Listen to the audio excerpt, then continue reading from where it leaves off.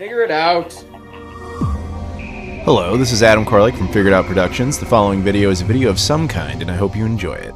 Hey everyone, welcome to the Figure It Out cast for May 2022. I'm your host, Adam Koralik, and as always, this is a Patreon-backed podcast, so if you support the Patreon, not only do you help me out, but you also can get early access to this and all my videos. You can get shout-outs, you can get subject selections, and you can even be on the podcast. Plus, you help keep Rob on the show, because Rob is here. He is like a collective thing that all of you guys, you chuck pennies in at him, and then he performs for you. Say hi, Rob.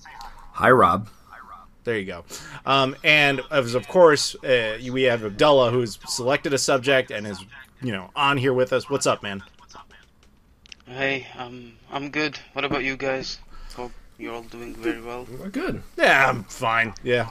Adam, how was your trip to Puerto Rico? Why don't you watch the new channel? Thank you for the chance to promote that, Rob. There's a whole new channel where you can go and see all the adventures that he's talking about. Actually, fun for that. This is not related to this, but on that most recent one at the time we're recording this, Puerto Rico Part 1, is doing surprisingly well, and it's not even that much. Well, I could give two reasons why it's doing well. It's the thumbnail. I'm just thanking my girlfriend for existing so that I could get a few more views out of that. That wasn't the plan. That was just, she was like, you should use this. And my thumbnail guy's like, you sure you want me to use this? And I was like, yeah.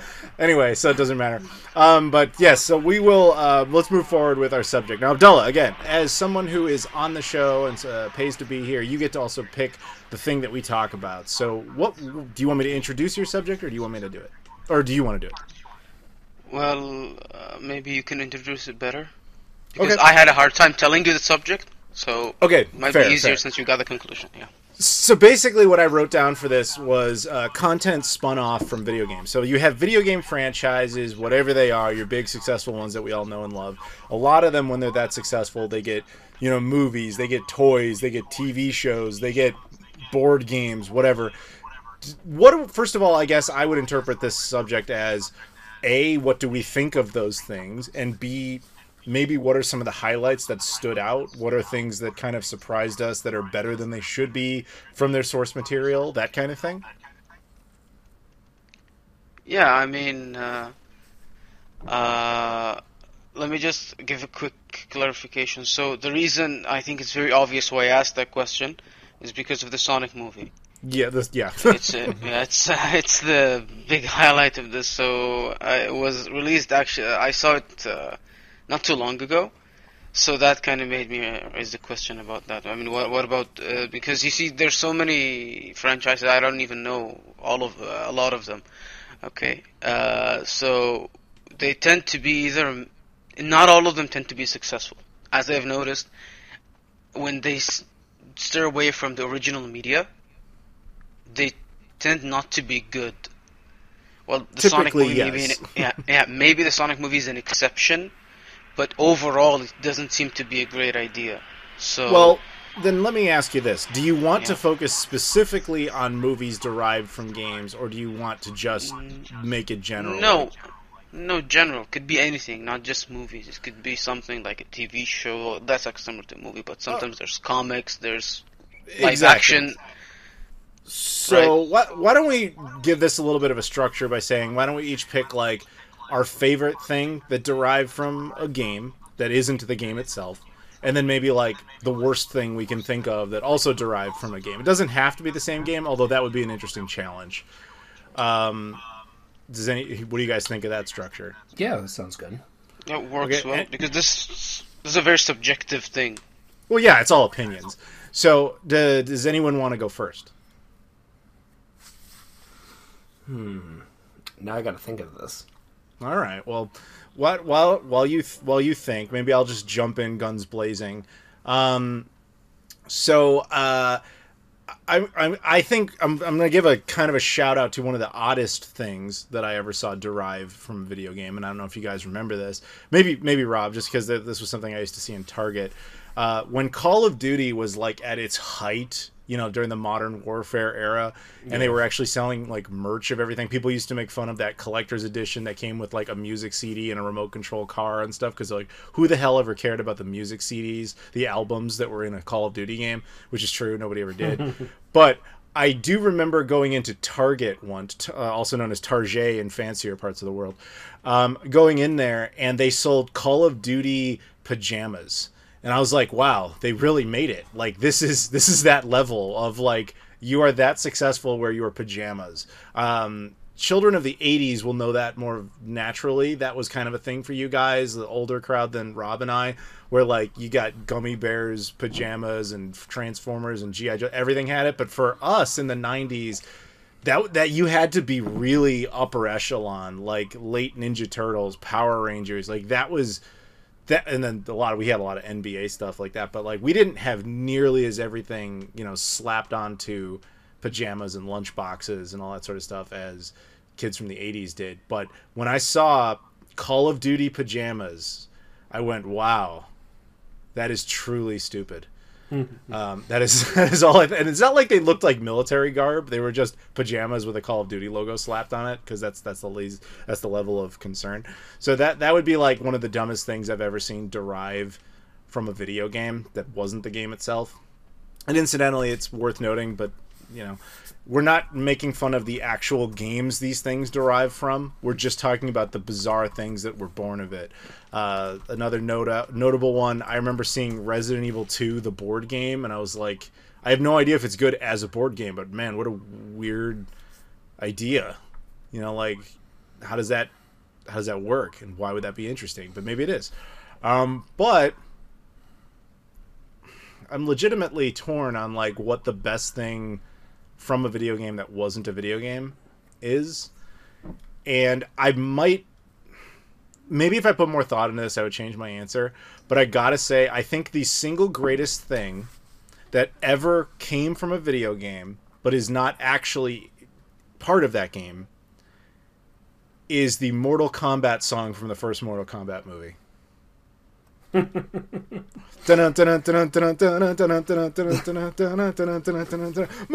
Kombat. Like, I am not musically capable, and even I know that song. Like, that's just, I love that. Like, I could, if I actually ever, I've never had a desire in my body to ever play music and, like, get behind a keyboard and do anything, but if I was, my first thing that I probably would try to riff to would be that song. So I think that's my answer.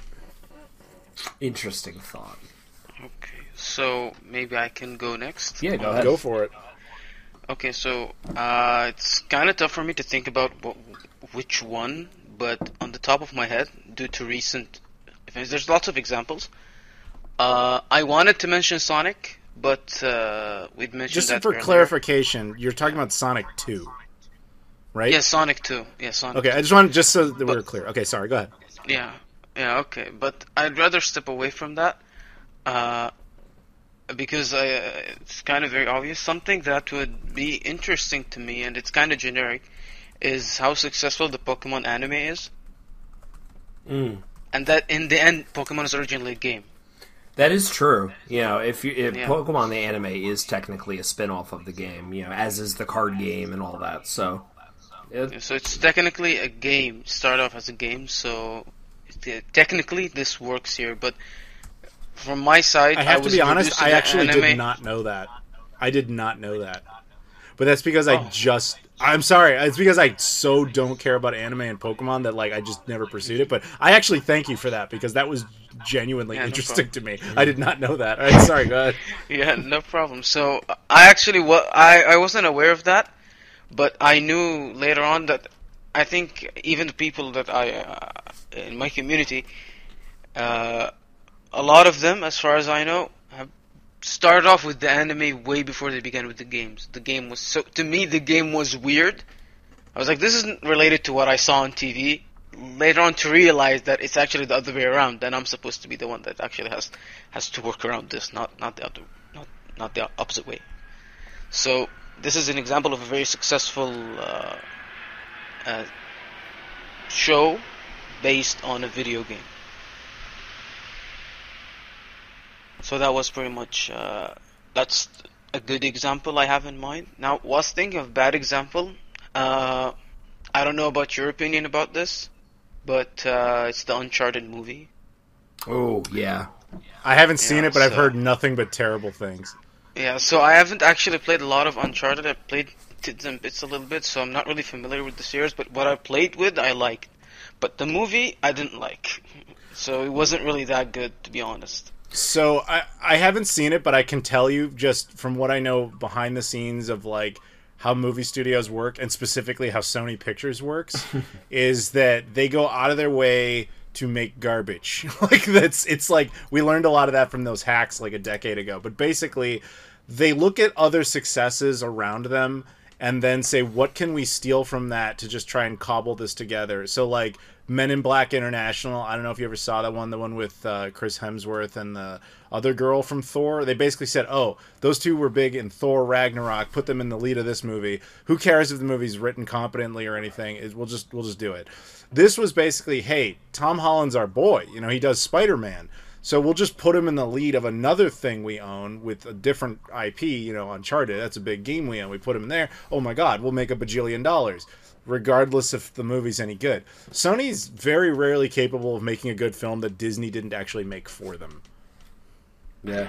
Yeah, so it isn't really connected, right? Doesn't really necessitate if it's a good movie or video game. That does not mean it's going to have good spin-offs or good other media. Yeah.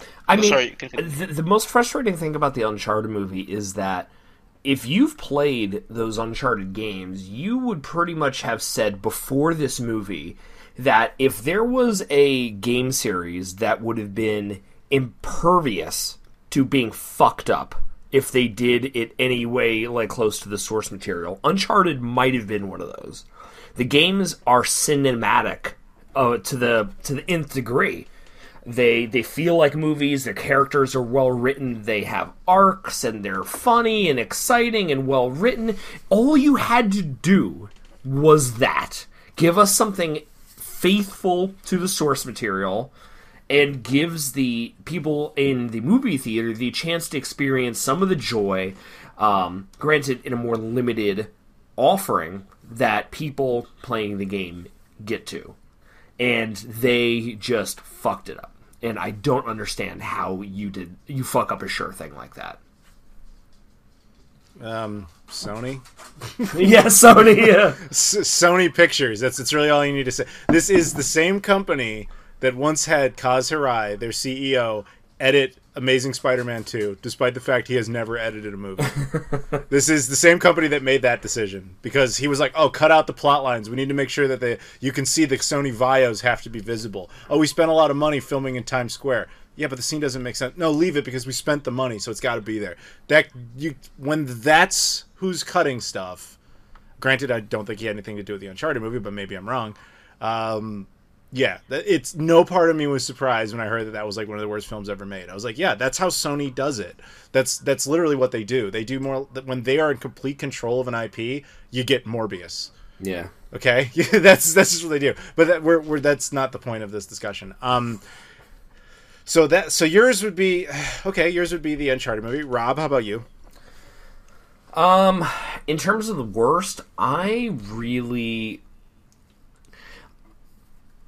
really dislike a lot of the extraneous bullshit that kind of surrounds games that is based off games but isn't the game itself.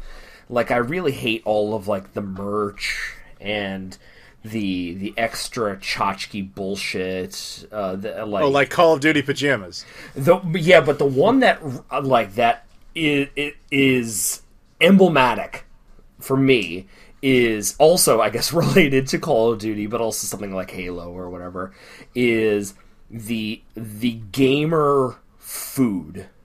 Like the Mountain Dew Game Fuel and Doritos culture of it all, where it's just like instant explosive diarrhea. Like, if you just fucking eat and drink this while playing.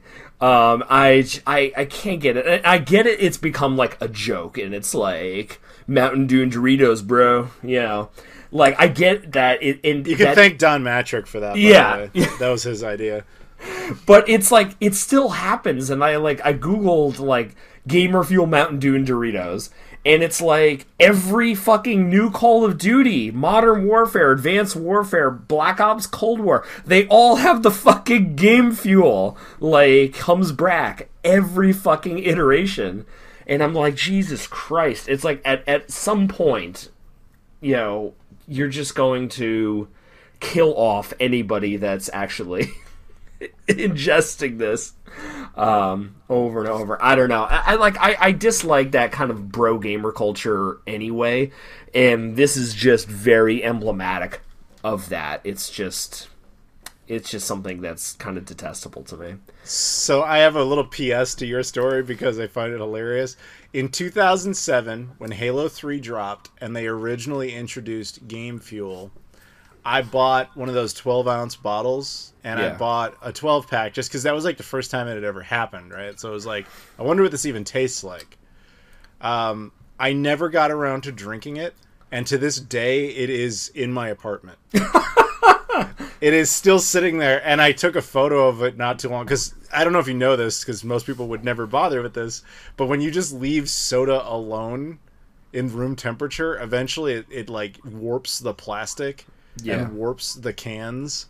And so it looks messed up, even though it's been sealed this whole time. So it is funny. I'm still sitting on these like sealed, unused, but never, certainly not consumable versions of that. Even though I completely agree with you, it's like, I think it's dumb, the bro culture thing. I don't even like Halo. I don't know why I have it, but at this point, it's more like funny that I do.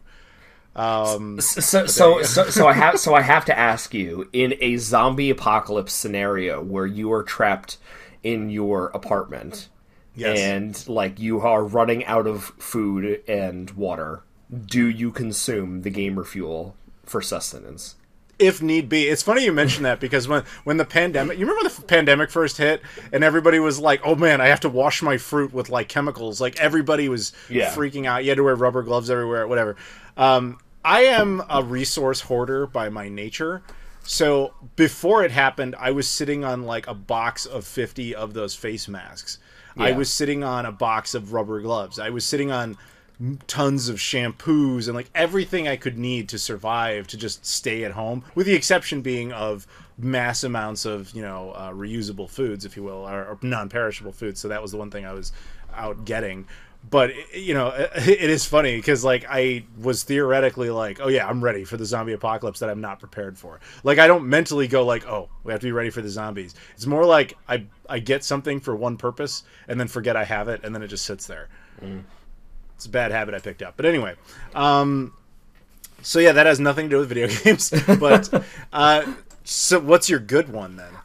So I have to go with the proliferation of video game music into the consumer culture. That's what I think. It's one of those areas of video games that not everybody is into, but you are more shaped by the music than you know. In the years that I wasn't really into playing old school video games, I could like hum you half of the songs from Sonic 2.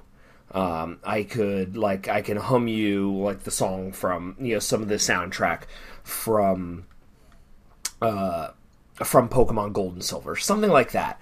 But now there is a renewed appreciation for video game music in the form of live concerts of one of my best friends and bandmates, Elisa Menes. She runs the Montclair Gamer Symphony Orchestra. They perform amazing live renditions of video game music from throughout history. You know, to companies like I Am 8-Bit or Limited Run doing vinyl pressings of excellent, amazing video game soundtracks, which for the longest time I never really approached, because I am a vinyl collector. It's like I have a very large collection of vinyl records, but it's always been popular music. It hasn't been video game related until maybe the past 2 years, when I've really gotten into it and have started picking up video game soundtracks for games that I really love. And I think that's great, because that is a way that sometimes I just want to enjoy something video game related without playing video games. Sometimes I just want to like sit back on my couch and do some work or read a book or something like that. And having the video game soundtracks on vinyl or on Spotify is a great way of just kind of sprinkling that game experience over a non-game, a non-gaming time. So I'll probably have to go with that. I think the proliferation of video game music in popular culture is the best thing. So it's funny that both of our answers came around to music. I literally listed a song, and you listed the entire concept of music. But that's fine. Well, that goes for a non-musician and a musician. That's just us in a nutshell. Well, first of all, there's two things with that. One, I actually totally agree with you. That would have been my fallback. Is like I love getting vinyl records of video game soundtracks. But two, the irony is I actually don't have the Mortal Kombat song on vinyl, so I got to fix that somehow. I also need to disagree with you somehow, so I'll just say I love all video game music in the public consciousness, except for that one song from Mortal Kombat, the movie. Yeah. Okay, good. That. I'm glad we got that out. Yeah, I'm glad we saw that. I have to acknowledge something, otherwise the people will ask. So I haven't... All right, so there's the Shenmue anime, and I'm not watching it. I'm being very clear about that. To me, Shenmue is the greatest thing ever made, and anime is the worst thing that humans ever invented. So the two coming together is a paradox to me. It's what happens when an unstoppable force meets an immovable object. It should not exist, as far as I'm concerned, by that logic. But I have read a lot of people, non-Shenmue fans, saying this is probably the greatest video game adaptation to media ever. And I'm genuinely curious if people out there have watched it and what they think of it. I guess I'm just giving it a shout out on that basis. If it was not literally animated the way that it is animated, I would have been stoked for it. But I'd rather not need an entire bottle of Excedrin to get through an episode. Listen. I don't like anime either. Like, let's just. I just want to kind of put that out there. But it's like be me here. Yeah, it's just gonna be Abdullah like watching anime in the corner.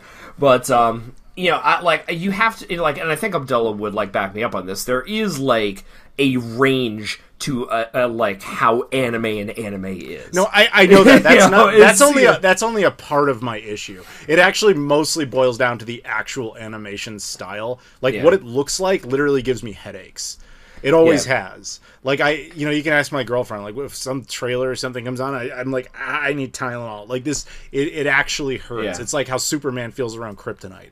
I cannot watch anime. It's like it might actually be an allergy. Okay, it's just how my brain is wired. What it is. But anyway, I'm just putting it out there. I'm curious what people would think of it if anybody out there has seen it, and I'm guessing neither of you have, so there's nothing else to say. Are we good on this subject? Yes. Yeah? Okay. All right, then we will move on. Thank you, Abdullah, for selecting that. Our next subject sort of comes from Chuck Shaw. Chuck Shaw is a buddy of mine. He is also a Patreon backer, and he gets to pick a subject. But when I reached out to him, he just saw my comment, but never told me what he wanted. So I asked him a couple times. I never heard back. I'm sorry, Chuck. I tried. But so we picked one on your behalf. And Rob, I'm just going to let you take this one away. So we're doing this, in like kind of a group call. This is how we record this podcast since we're in 3 different time zones. So Abdullah and myself are the first ones in the group call. So we're waiting for Adam to kind of pick up and join us so we could start recording. So I'm a diva. I have to make the part. I have to be a fashionably late entrance. Yeah. So we're kind of shooting the shit, just catching up and talking beforehand. And Abdullah's like, hey, do you mind if I ask you a question before we get started? So, like, you work in a game store. And I said, yeah, I work at Digital Press. And I think he basically said, so, like, what is, in your experience, what is how often do people come in to the store looking for really good prices to flip stuff on eBay? And, I was kind of talking, it's like, yeah, like, I think my community of collectors, which I am a part of, in North America is fairly well, like, educated and resourceful, so they'll come into a store like Digital Press and like kind of know ballpark what the price are on something, but or we'll have like price charting open. And it kind of like, so we were talking about this, and it kind of spun off into Abdullah talking about some of his personal experiences about pricing in the UAE. So do you want to take it from there, Abdullah, and kind of fill in? Yeah, sure. So what ended up happening was when we started talking about price charting, Adam mentioned that it's really useful in the United States, not worldwide. Yeah. So it is at that point when I said that, unfortunately, there are some things you need to think about, because see, the idea there is very simple. It's because you're in the region where these things were originally sold, so they're found there in abundance. But when you speak about our region, it wasn't as common as it is now. So we might strike deals about similar to yours on consoles that are quite recent, say not even sixth, maybe 7th generation and above. But the thing is, that'll not happen for a while. And plus, the concept of pawn shops and thrift stores and maybe such game stores like yours aren't as commonly found here as it is with you guys. Yeah, I mean, I think you mentioned last month that you've got really one kind of retro-oriented store. Yes, that is in Dubai, and that's your friend's store that we were talking about last time. Yes. So, Gamer Squad. So that's the only shop that I know of who's publicly doing these things, but you don't find them as commonly here. So I was kind of wondering about how that market works, because you see, if you want to work the way you want to do that concept here, it's going to differ. The problem is there's lots of, let's call it, secrets that unfortunately aren't really shared unless you go deep into the community.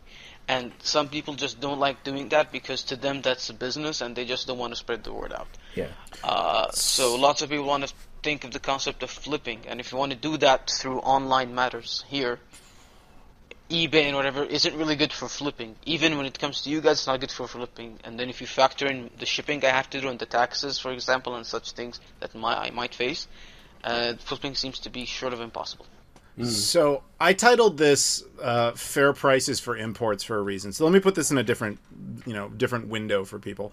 I can't tell you how many times I've gone to a convention or a retro game store, and naturally, as I'm sure you've noticed, Rob, doing that yourself, you'll see Japanese import games or Japanese, consoles, and that will typically, let's say, a Super Famicom, will typically be, I don't know, $100, something like that. And that is cheaper now, funny enough, than a standard Super Nintendo. And people are like, wow, the Japanese one. I never get to see that. That's so exciting. I want to get that. And it's like $50 cheaper or even $100 cheaper now than Super Nintendo's. I'm just throwing out numbers, but typically that is the trend. And so they get all excited about it. Meanwhile, I know I'm spoiled because I've been to Japan 15 times. I know firsthand you can get Super Famicoms in Japan with no exaggeration for a literal quarter. For 25 US cents, you can buy a Super Famicom. They are beyond worthless in Japan. Nobody wants them. I've got photos and videos of whole bins of these things they cannot get rid of. So you're paying an incredible premium on that. So the idea is, if you live in a country where they're importing a bunch of stuff, such as Abdullah does, living in the UAE, when he wants access to the American games, the American price charting is meaningless to him, because a game that we see regularly for like $5, for you guys to get it into a store and have it be sellable with all the import fees that go with that and the convenience fees that go with that, you might have to charge like $20. But then you have Joe Schmo guy come in and say, hey, on eBay, this thing's like $5. It's like, yes, it is, but you're not thinking about all the same stuff we had to do to get it here. And this specific point made me very frustrated. In fact, that was the phone call I was on right before we began. So there you go. Go ahead. Do you have more to say about that? So I just maybe elaborate a bit more, because that's a big issue. See, the culture is really influenced by, obviously, because the video game collecting scene and the retro community is much larger in the United States and North America than it is here. And obviously, lots of us tend to view people like your channels, for example, as our references to get the knowledge and understand more about that. So some people don't tend to factor this in, the fact that you're literally on the other side of the world. So yes, the knowledge is the same, but when it comes to business, the business aspect, you have to understand that whenever some people, like, for example, when you can go and get, let's just say, the simplest game possible, like Mario Duck Hunt, how much can you get that for? Here, probably a couple of dollars. It's $10 on average. Say, okay, $10. That kind of sounds kind of high, but okay, go ahead. That sounds kind of high. Okay, but supposedly you say, well, $10, and people would tend to want to get it for $10 here too, but you have to also factor in shipping. And they're going to use references such as eBay and maybe like videos or stuff like this. I say, well, you have to give me it for about $10. Now, obviously, I'm not going to do the conversion to UAE dirham, but just understand that they're going to want the same price, or they're going to say maybe $2 more, right? And there are people who would do that, but they may have their own sources, but that's just another long story. But in general, they use that as a reference. Well, they have to factor in the fact that I shipped it, and there's shipping, there's taxes involved, and there's the fact that this item's condition in this whole shipping process might be affected. So, in turn, you're paying for the security of the item. So it's fair for me to pay more for this. And you tend to get fights. That's the problem. I mean, what you're describing is what I would call the convenience fee also. Yes. It's definitely. like, if you go onto eBay right now, I'm pretty sure you could find a copy of Mario Duck Hunt for like $6 or $7. At Digital Press, I know it offhand because I price this fucking game every day. We have so many copies of it. We sell that for $9.99 because it sells over and over and over again. Everybody gets that game. So yes, you can go onto eBay and get it cheaper, but you're gonna have to pay for shipping most of the time. You're going to have to wait for it to be shipped to you. You have to risk that it's not going to be a piece of shit or broken in transit or fake or anything like that. Or you could come into a local store, pay $2 more, and take it home with you and play with it right now. That's the convenience fee. So it's much easier for you guys compared to us. And that comes with assurances from us that you have a return we have a return policy. We have a warranty on used items. Things like that. If it's not working, you bring it in, we swap it out. We can clean it for you, make sure that it's going to work good. That's what you're paying it for, that convenience fee for. So what I would say, if I was your friend, like running the store, and people were criticizing him, like, oh, well, I can get this cheaper on eBay or something like that, would be that's a problem. But he tends to face a lot. Yeah, but I mean, how would I approach that? I'd be like, it's like, I understand that. It's like, and you're welcome to purchase that on eBay if you feel that way, but I have overhead. I have I have my own concerns about how to get this merchandise here for you.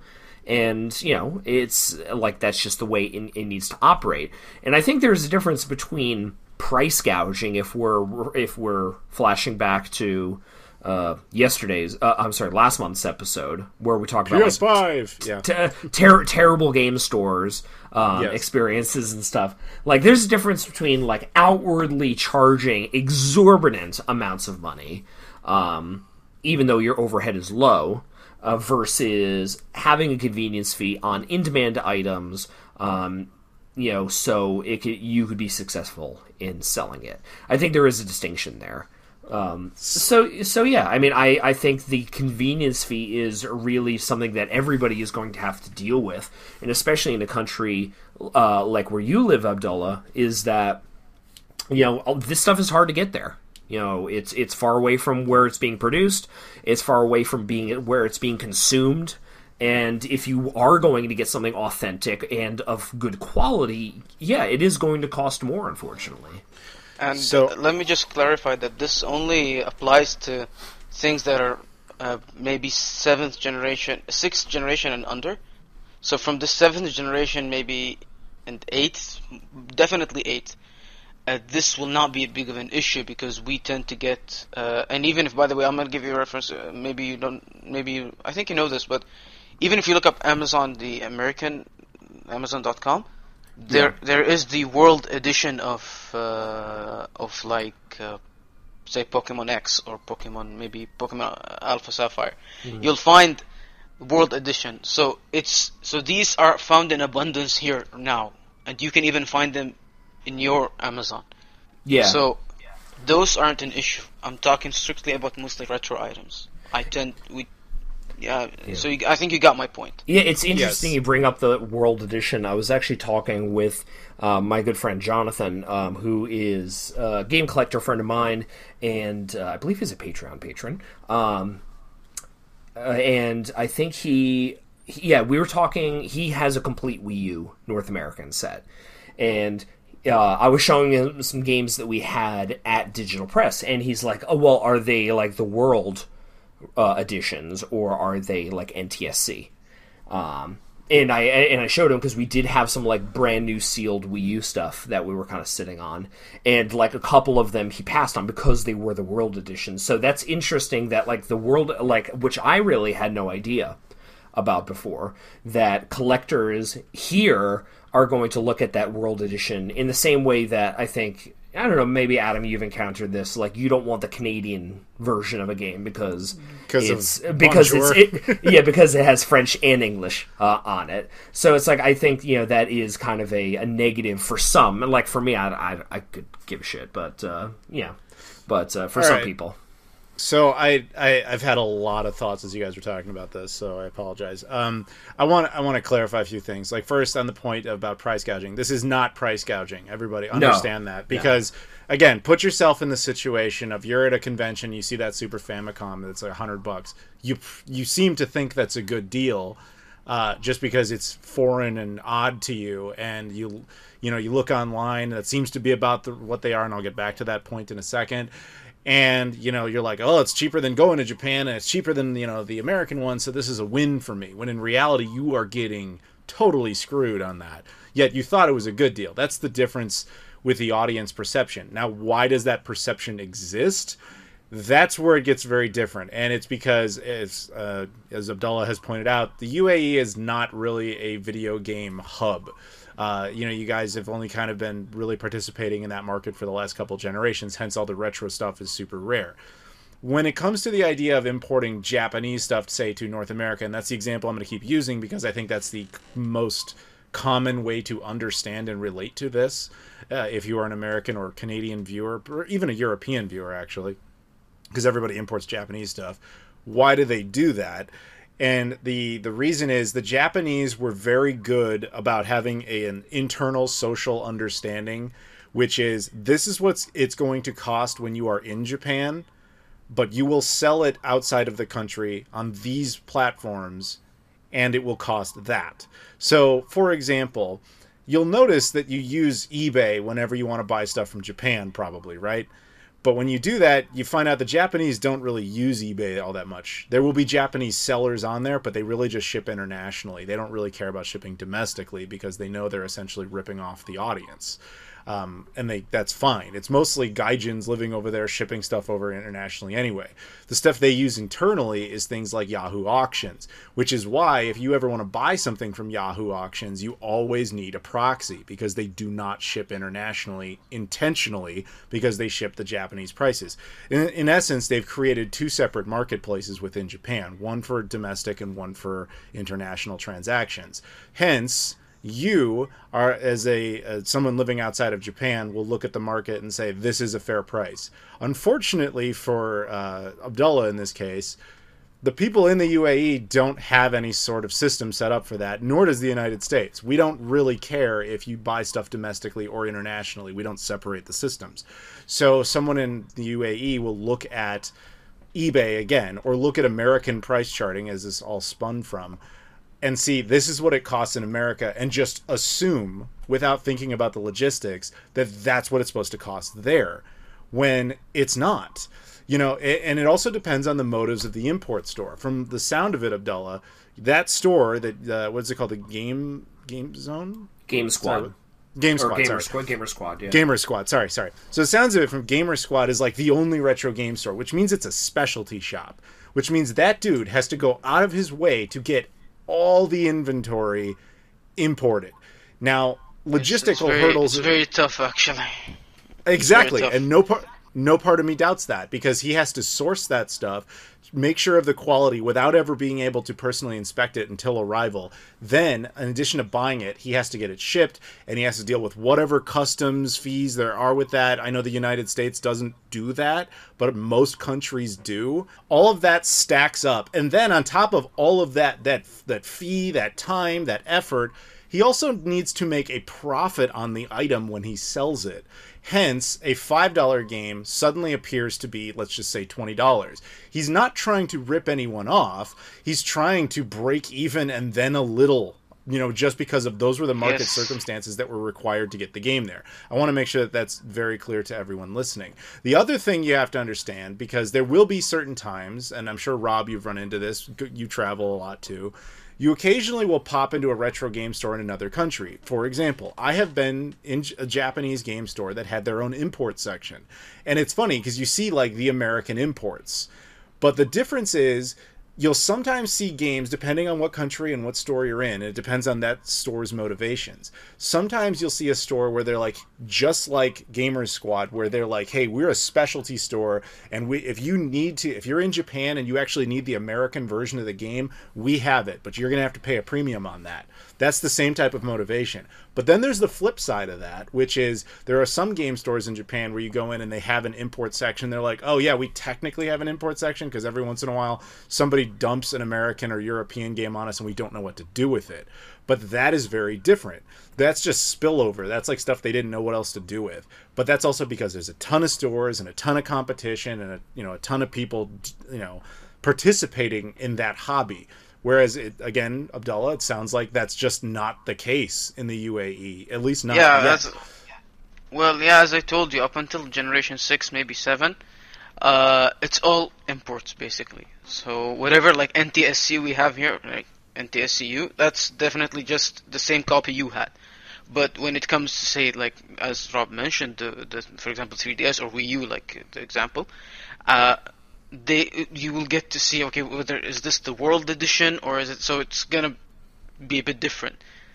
But so it may be not considered an import, if you get my point. Yeah. Because it's the edition that's intended for release in this region. So you will kind of see, like, it has UAE, Saudi Arabia, Malaysia, I think, certain there. That's all. It's like a little circle on the bottom right, if I'm not mistaken. Right. So basically, it's the version that. Right, I know what you're talking about. It's the versions that exist outside of what we refer to as the three primary gaming zones. The three primary gaming zones being the US, Europe, and Japan. Then there's a couple oddities, like Canada will typically just have the US versions with some French on it. Europe will sometimes get a couple of oddities here and there. Australia is a little bit of a weird, oddball. Hong Kong. But then the rest of the world's like, oh, you're all one thing for some reason. And so I know what you're talking about. But yeah, I think that, I mean, unless you have anything else to add, I think that that's a pretty fair understanding of it. But I would say, well, I'm sure most of the audience doesn't live in the UAE. I will say, apply this to yourself when you're out game hunting and you see imports. There is a reason I never, ever buy imports at cons, because I'm like, eventually I know I will probably end up in the place where this thing came from, and I'll be able to get it for like 1/10 of what this seller is asking. But you have to understand that seller's not trying to rip you off. They're dealing with all the logistical overhead that it took to get that thing to where you are. Hence, what Rob said, you pay the convenience fee.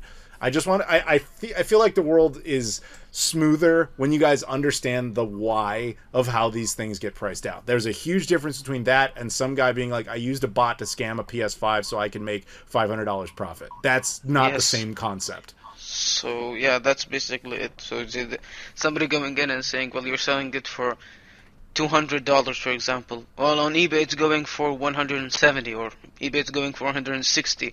Well, this $40 or $30 is the convenience fee, basically, and it's my right to do so, because of all the work that has been done to make sure that you get this item safely. All you have to do is just pay it, and it'll get delivered to your home, or you can just pick it up from the shop directly, or maybe the person that's selling it if it's an individual. So it's kind of a thing that people need to be aware of and actually understand. I mean, unfortunately, that's an entirely separate conversation. It just comes down to a level of education that people don't typically think about or ever even get that information brought to them. Lots of people, there's a good amount of people that do here, actually. I'm not going to say that, it's all of them do, but there are those people, and you get those everywhere, who actually want everything for cheaper because, well, they either don't want to pay or they just want to flip it, and that was the start of this whole idea. That's an interesting thought, actually, because, I mean, again, Rob and I are spoiled because we actually live in one of the primary gaming zones, so our perspective is going to be different. But it wouldn't surprise me, Abdullah, if like the hardcore guys such as yourself that live in that region are probably up to speed on exactly why a game costs more. It's actually what Rob was talking about earlier, the bro gamer culture. That culture, that concept, that exists everywhere. And so when you get that guy, even the UAE version of that guy who comes in who's like, yo bro, the game's like $10 on eBay, bro. Like, that's what he's expecting.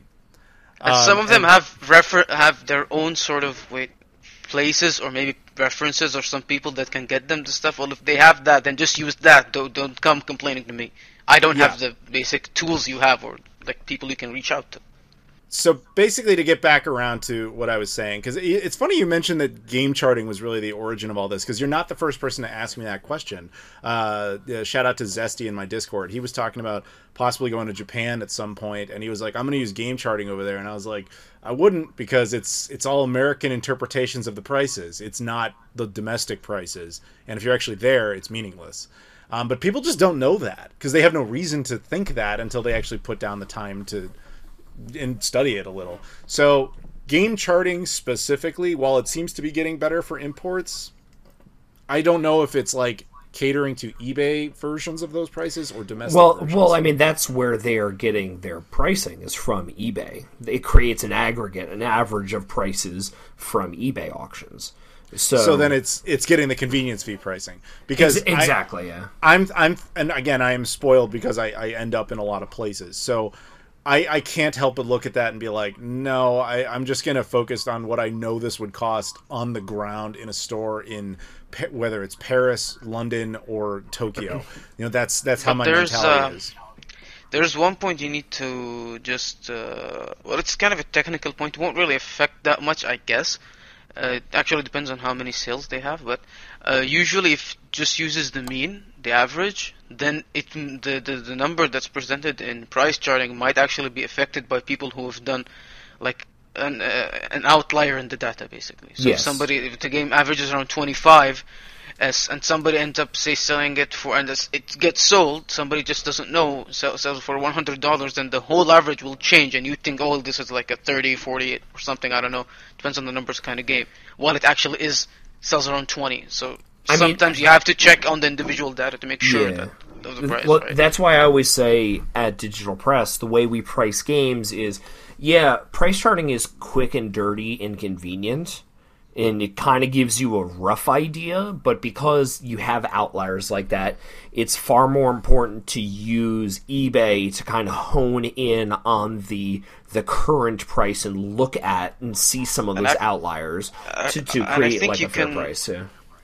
You can see it in price charting itself, right? Yes, you can, but it's still price charting doesn't immediately put in prices. So if a game is spiking for any given reason, like right now, Sonic games are going up in price because of the new movie.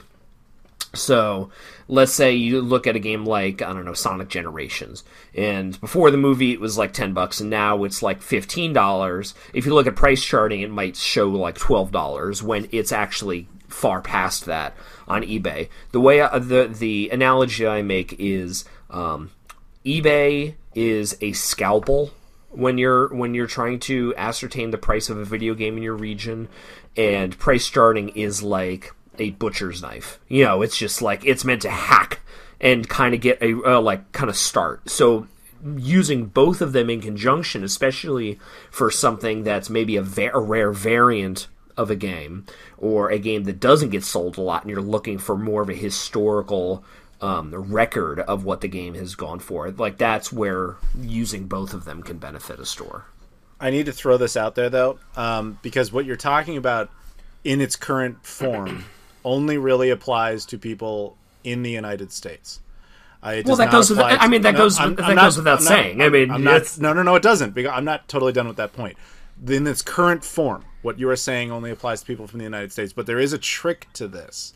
So eBay has a lot of international pages. Now, most people don't bother with them because when you are on eBay, it says like, hey, are you willing to search around the world? So you don't tend to leave your own extensions such as .com representing the US, or .ca if you're in Canada, etc., .de if you're in Germany, AU if you're in Australia, etc.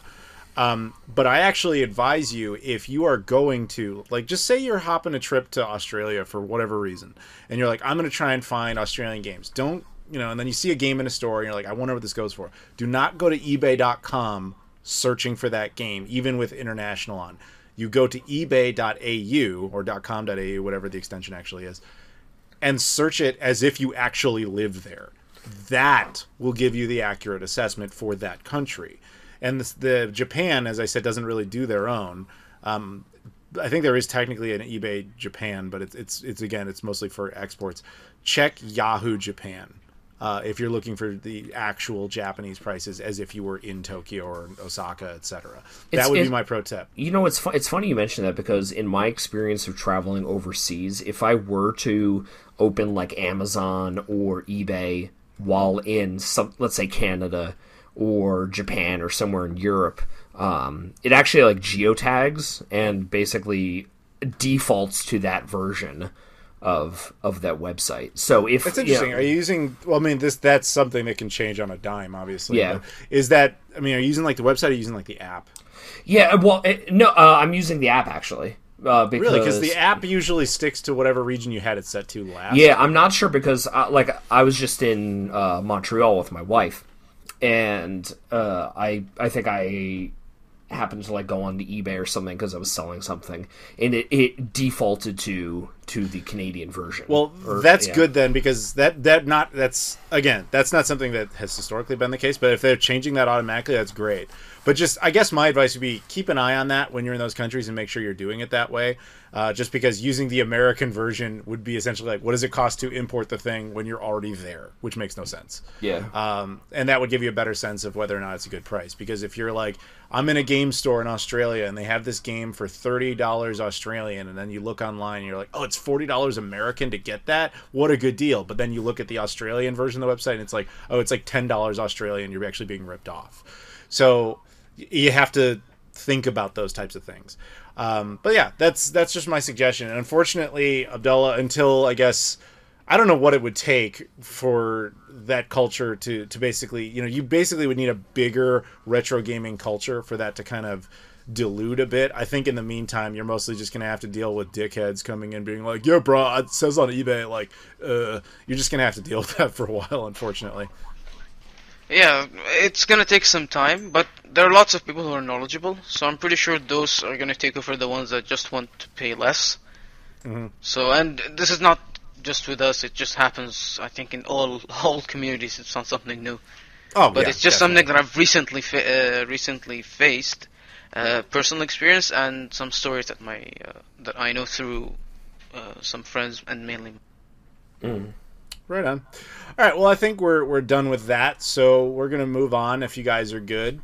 Yeah. All right. So we're going to do a round of shout-outs now. So if the following people are all Patreon backers, which means they get a shout-out. We got Luis Bonilla, Loke, Michael Kelly, Paul Lewis, Tim Inman, who is back, by the way. Oh. Yeah, and Trey Wagner. Once again, that is Luis Bonilla, Loke, Michael Kelly, Paul Lewis, Tim Inman, and Trey Wagner. Actually, funny thing, about that. So some of these names have been there like forever, so I'm just kind of used to saying them. Tim was actually on that list for like a year. Like he was just mentally, it was part of that's going to be on there, to the point where I still remember it as part of the cycle. But then he like disappeared for like a year. And that thought came to my mind like yesterday morning or 2 days ago, whatever it was. Like I was mentally going through that list. And then, like, right after that, I got up. That was for whatever reason, that was the thing I was thinking about when I first woke up. Then I checked my phone, and Tim had, like, suddenly resubscribed to Patreon. And I was like, whoa, I think I did that. And we are back. I should have given a shout-out to Chuck Shaw for the previous subject. I did initially, but then forgot to thank him at the end. So thank you again, Chuck, for the previous subject. Also, by the way, Rob, while we were recording, he got back to me with his subject, so we're just going to have to save that for next month. That is now the second or third time that's happened. But whatever. Anyway, so we are now rejoined by Joseph Tamburino. Welcome back, buddy. How you doing? I'm doing pretty good. I'm glad to be here again. Awesome. And we're always happy to have you. Unfortunately, this month you didn't have a subject specifically for us, so... Yeah, this month was a month. Lazy motherfucker. It happens. It happens, man. It happens. Actually, I mean, you'll hear when you listen to the full thing, like, literally one of the subjects we came up with happened during the pre-call in Skype. So it's fine. But this subject actually came to me this morning. So my girlfriend is in town, and if anybody watches this channel, whatever. My girlfriend and I, you might know, she lives in Portugal, so I don't see her very often. And because of the pandemic, I hadn't seen her in like 3 years. So when she's around, I tend to get motivated to play more games than I usually do, because she plays way more video games than I do. Like right now, she's literally out in the other room playing Far Cry 6.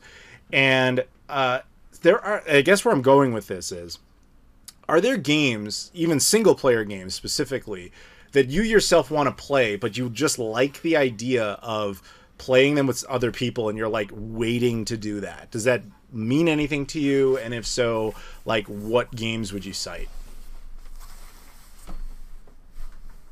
While you think about it, I'll start, because, for example, she had never played any of the Resident Evil games. I have, but... for some reason, with her around, I'm like, this would be fun. Like, we'll do this together. We're going to sit here and just play Resident Evil together. Even though we're not playing the game together, because it's a single-player game, I was just like, that's what we're going to do. So we literally, this morning, we finished up Resident Evil 0.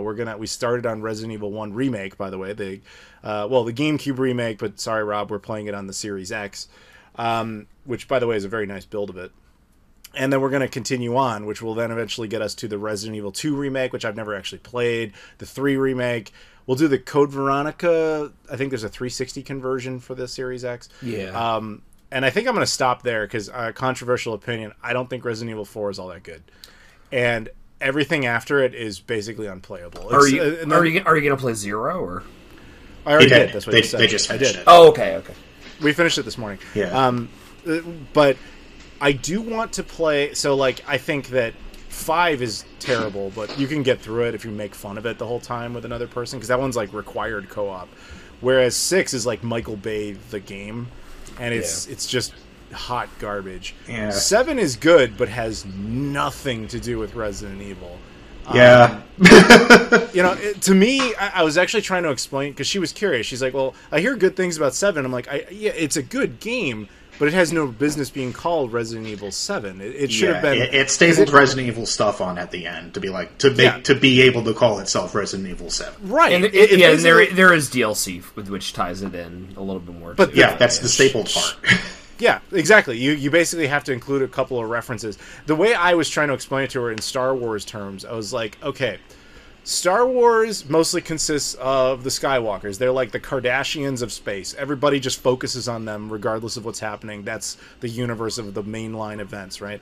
And then there's, some side stories we hear about in the video games, like what was Boba Fett doing during this and blah, blah, blah, blah. But there's still a vast, wide universe in Star Wars of characters that probably don't matter. They're just living day to day. And I kind of look at it like, it would be like, you ever saw Rogue One when Jyn Erso was a kid and she lived in a house? Imagine the life of the neighbors of Jyn Erso as a kid. That's Resident Evil 7. It's like, technically it's in that universe, but it has absolutely no bearing on it other than like, I guess the Empire won again. Yeah. Like, it doesn't matter.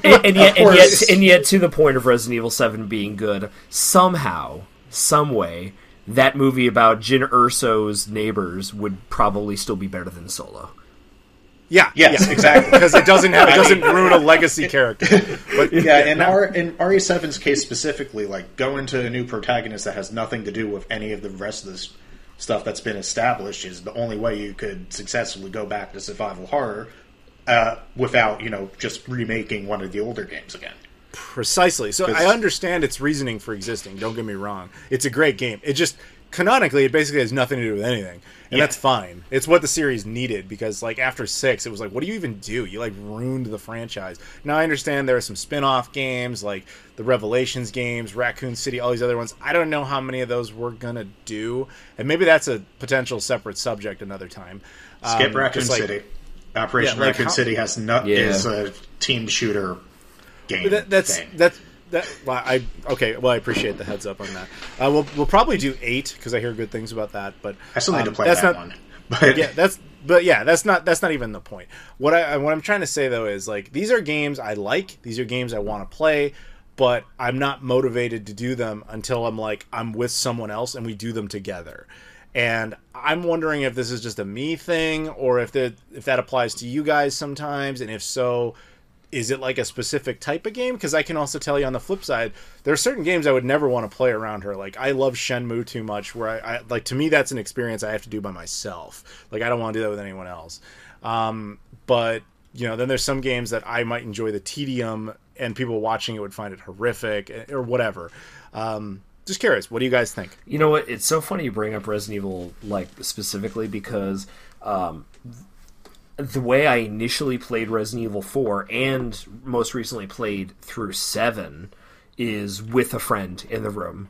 I don't know. It's like there's something to be said about it. It's like watching a scary movie. It's like it's nice to kind of have somebody in the room to kind of soundboard off of and make fun of the stupid shit and be like, "Oh my god, that was awesome," kind of thing. So I understand. Like, I could see how survival horror games might be good with that, because in my experience, like, I echo that.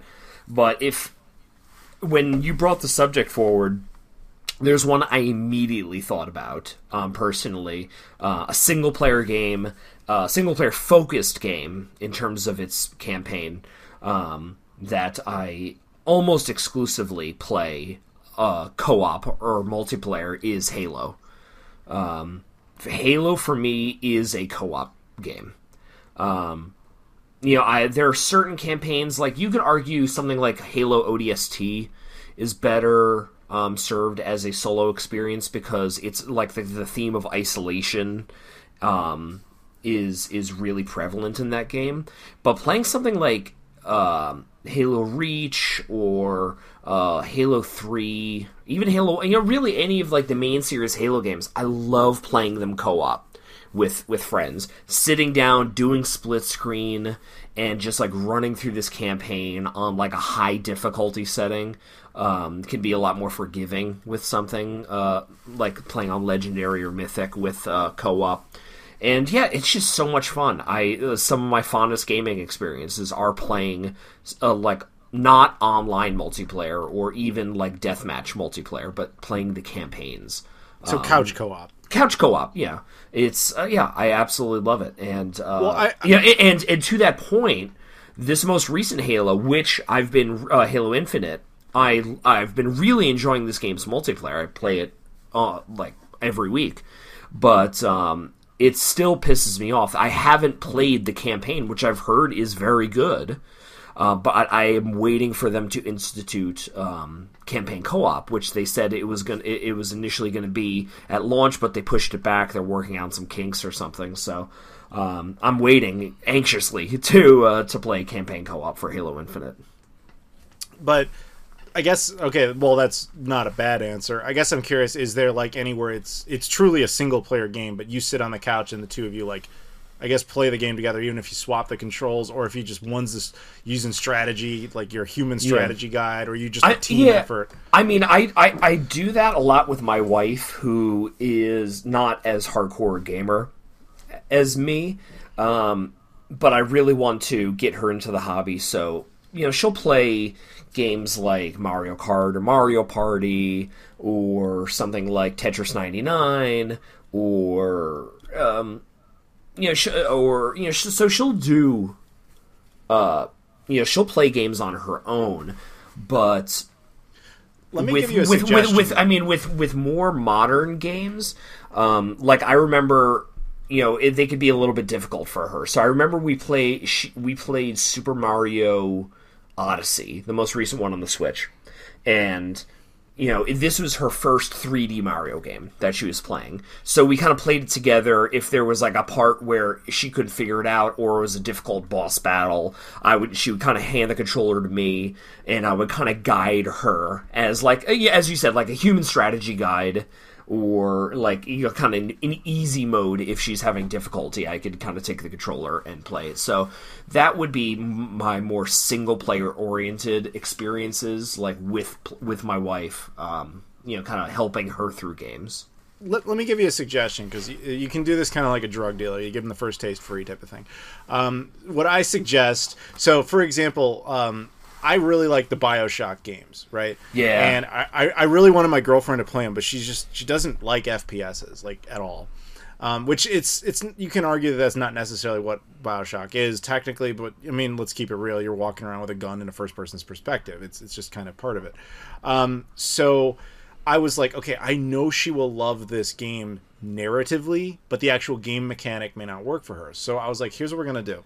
I'm gonna play this game, and you can sit there and watch and enjoy the experience without actually having to have the frustration of playing it.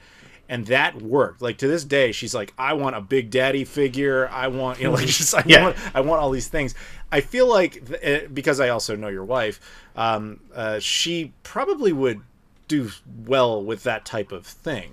Yeah. And it's funny, too, because that ultimately changed. Like, now, like, Philippa's totally into Far Cry. Like, she's out there killing stuff with that. Now, Far Cry is a little bit easier to, I guess, handle and dominate in, just because of how those games are. But it basically is, let's say, the entry-level drug that you eventually can kind of, make them more interested in those stories. And she had never seen any of the Resident Evil games, and she's like, oh my god, I love the ambience of this. I love the artwork. This is so amazing. And it just kind of opens that section of the brain. And it doesn't even have to be like, your significant other, your girlfriend, your wife, whatever it is. It can also just be like your friends. Like, I used to do that all the time when I was a kid. Like, my friends would come over, and we were just like, okay, we're gonna get through Metal Gear Solid. It's a one-player game, but we did it together. Actually, like I've said in the story, like, ironically, that's actually how I got into Shenmue. Was a friend of mine kind of forced us to do that together. He's like, I'm gonna play this, and you're gonna watch this. And then I realized, like, oh, this is the greatest game I've ever made. So it's surprising, because it seems counterintuitive to be like, hey, let's play a single-player game together where one person is the one actually playing. But when you kind of get into, like, the team element of, like, okay, there's going to be a puzzle coming up. I need your help with this. Can you take a photo of that? Whatever. We'll do this together. It's surprisingly fun. And I'm just curious, like, if there's other games or anything like that out there where people have had, or even similar experiences where people have done that. And, of course, that means the two of you. The way you described that, like, doing it as a kid, I think is an experience that a lot of people our age could really echo. Yeah. Is because, when you were a kid, you got like one game every, 6 months if you were lucky sometimes. So, like, you would go over to your friend's house and you're like, oh, is this game multiplayer? Oh, it's not? Okay, well, let's still play it. I want to play this new game. I hear this is awesome. And so I was like, I could see people of our age really having that experience, and I'm like, are kids today, or younger gamers, missing that kind of core experience? And then I'm like, I mean, Streaming's a thing. let's plays in Twitch are that exact thing, except done online. That communal aspect of wanting to play games with somebody, like, as a passive watcher, is still alive and well, just in a very different form. Like, I've never watched somebody stream on Twitch. I don't think I ever will. I don't think I myself will ever stream on Twitch, but I understand why that would be attractive to some people in the same way as this idea is attractive to us in this topic. It's just taken a different shape. I agree. I agree with that, at least mentally. But I guess I'm asking, I mean, you already answered it, Rob. Like, you do basically already do that. And I'm just giving you tips on how maybe you can get your wife to play a couple more games with you. You know what? It's frustrating with her because, like, she loves in-depth, like, storytelling in, like, TV shows. She loves, things like that. And I'm like, I would love to get her to play something like, even with me, like a BioShock or a walking simulator that I'm really into. But with her, like, video games are really just an escape for her. So I think she likes very low stakes, zero story, vapid video games. Like, she likes the Marios because she doesn't have to think hard about them. I know, and I understand that. What I'm saying is, try pitching it as, we're going to sit down and play this. I will do all the work. I'm just curious if you'll like the story. BioShock is one to get hooked on pretty quick. And if she's like, after 20 minutes, she's like, I don't want to do this, then you've lost her, and that's fine. Yeah. But that happens all the time, so that's fine. Yeah. But I'm saying, like, that's a good possibility, because if she doesn't get into BioShock in its first 20 minutes, even as just a passive watcher, then it's just not for her, and that's totally fine. I'm just curious because, I mean, it worked. Like, like my girlfriend does it all the time now, and it's great. So I was just curious, what do you think? Joseph, we've been chewing. It's fine. Anyway, the short answer to your question is no. I don't have any games that are specifically ones that I only want to play with other people around that are specifically, like, single player stuff. Anything that I would want to play, like, with someone around to show them or experience it with them, or if I would want to stream it or something, are the games that I, like, play all the time, which basically at this point is Stellaris. So, yeah. I've been wanting to actually stream a Stellaris game for, like, ever, but a lot of my friends do, like, streams where, like, just informal things where we all get on voice chat and we're talking while one person's playing the game. There's just, like, no time in everyone's schedule for the people who would actually want to be around to actually do it. And also Stellaris is, especially if you're, like, just only streaming it and, like, doing it, like, once a week, is a massive time investment. Like, I can get through a game of Stellaris in, like, 3 or 4 days, but that's me playing the game constantly when I'm not working. Okay. I mean, that's perfectly fair. I mean, have you ever... I guess I don't know your life situation well enough, but, like, is that something you would ever be interested in, where you just, like, I'm going to bring my friend over or whatever, and we're just going to get through this game I've always wanted to play? Because I think we have talked in the past about games in our backlog that we never got around to, and I'm sure there are some that you'd like to play you've never tried, and maybe having someone else around you might be that, like, kick in the pants that actually makes you be like, all right, this is just tonight, this is what we're doing, we're ordering pizza, we're sitting down, and we are getting through this game. No? I guess any of the games made by the developers who made Until Dawn that I haven't played yet, which is everything but Until Dawn, and my friends and I actually did do a group play of Until Dawn for Halloween one year, where it was the first time I played it, even though I had the game for a while, but it was something like, hey, let's just group play this on Halloween. We were like, okay, and we were like passing the controller around, like, each scene, basically. It was pretty fun to do that, but, like, something like that is... That's what I'm saying. Yeah, you know what's interesting specifically about that example is Supermassive Games, the developers behind Until Dawn. They used the same engine and have created a new series of games called the Dark Pictures Anthology. And those games have multiplayer capability where you could basically crowdsource the answers to the game. Like, oh, I think we should split up here. No, I think we should, like, go that way, even though it could be like, oh, we should hide instead of run. So it's basically like a choose-your-own-adventure, like Until Dawn is, but in a group setting. So, like, it's funny because, like, I'm sure the developers looked at that experience that you had, like, yeah, a group playthrough of this really cool horror game. As I said, horror games, I think, are a good example of games that work well. Especially for one that's basically like an interactive movie. Exactly. So, like, I mean, I love these Dark Pictures anthology games. I've played 2 of them. And I'm looking forward to playing House of Ashes. I picked it up. I just haven't played it yet. But after playing through, I'm like, yeah, this would be awesome with, like, a group of 4 friends on a couch instead of watching a movie. Like, let's play this game together and see how many people survive, kind of thing. You know, I think it would be a really, really fun experience. There you go. More of you guys out there, you should do that. That stuff's fun. Play with others. Play with others. Yes. Yeah. Okay, Joseph, thank you for that subject. I appreciate you working very hard to pick that. It was a very good selection. I really think it was great. But seriously, thank you. And we'll move on to the next subject, which is brought to us by an actually brand new backer, Spencer. I hope I'm pronouncing your last name right. It's Spencer Perrier. And he says, if you could fix things about retro consoles, what would it be? And just to kind of give an example of that, or more of a clarification, so you can look at any console that's come out throughout time, and there's always been some sort of flaw here and there. Like, with hindsight being 2020, what would you fix on it if you magically could? Or you can address it in a more practical way, like, what is a practical modern solution? So, like, for example, 2 issues I would cite off the top of my head would be, it would have been nice if the original PlayStation didn't cook its laser over time because they put the power supply too close to the laser. Thus, you had to, like, flip it on its side all the time to get it to work. It would have been nice if they didn't do that. But there's no, like, Band-Aid to that now. But then a Band-Aid problem that you could fix is, I'm sure most people complain on the Dreamcast controller that the wire comes out of the bottom instead of the top. And so Sega's solution to that was they put this little, indentation in the back of the controller to, like, grip the cable, but it famously doesn't work very well. So some guy designed some 3D printed parts that you can kind of rig up to the back of a Dreamcast controller that kind of holds it in place more properly.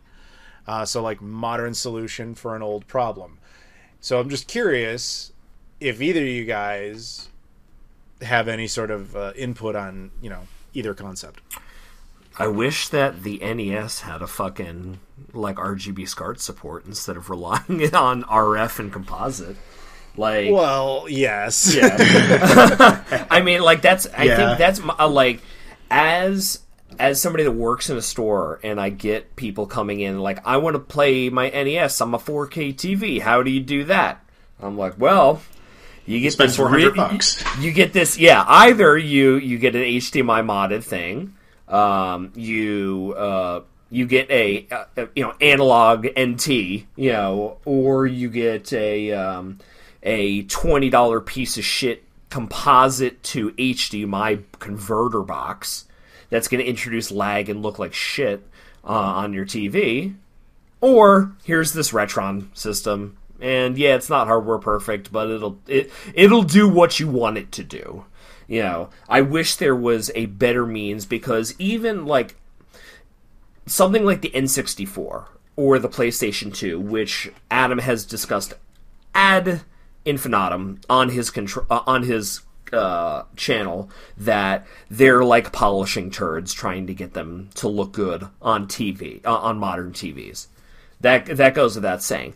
But there are affordable options and options of ease and convenience for consumers in the form of something like a Hyperkin cable. Now, is it going to look as good as a modded system with Ultra HDMI, or is it going to look as good as running on a PS3 fat model to play PS2 games? No, it's not. But it is an easy and affordable means for a consumer to make it look at least better than composite, by tapping into S-Video or the component signal on a PS2. So, yeah, that I wish there were options like that for the NES that didn't involve, modding the system or relying on third-party consoles like an analog or a cheaper option like a Retron. I wish there was options like that. And you could even, take it further back to the second gen, where none of the consoles have composite support, and they're like, I want to play my Intellivision on my 4K TV. How do I do that? I'm like, well, you go to Goodwill and you find a VCR with a RF input and a AV out, record out, and then you put that into your converter box, and then you put the converter box into an HDMI port. There is no easy way to do that short of modding the consoles. I wish I could fix that and just have here's this quick and easy thing that is a magic thing that plugs into this RF and immediately converts it to a passable HDMI signal, for an NES or a something like a second gen console. I wish that was the case, but it's not. So it's funny you talk about that, because what you're talking about, it's like the fantasy thing. I wish Nintendo had done this properly in the first place type of thing. I'll tell you a little side story on that. So the M Classic and all that. That's made by a company called Marseille. I've actually been out to their office a couple times in San Francisco, or San Jose. No, it's San Jose technically. And I remember their engineers trying to pick my brain, because they were just we've seen some of your videos. You have a lot of this retro stuff, and is there they were more familiar with more modern things. And so they're like, wouldn't it be great if everything just ran through HDMI? So we're thinking about doing an all-in-one to HDMI thing. That's kind of part, they were working on that, some sort of conversion there. And they're like, so what is, because they just assumed every retro console ever used composite, and they didn't know there was RGB built into a lot of them, and some of them are stuck in RF, and so on, and they all have weird uniqueness. The GameCube can look great, but only half its games support progressive scan, etc. And so it, as they're having me list out the consoles and which ones work with stuff, I remember them getting really frustrated. Why did they design it with no uniformity back in the day? And I was just I don't know. You're basically trying to make a modern solution for an unintended long-term problem, and there really isn't one.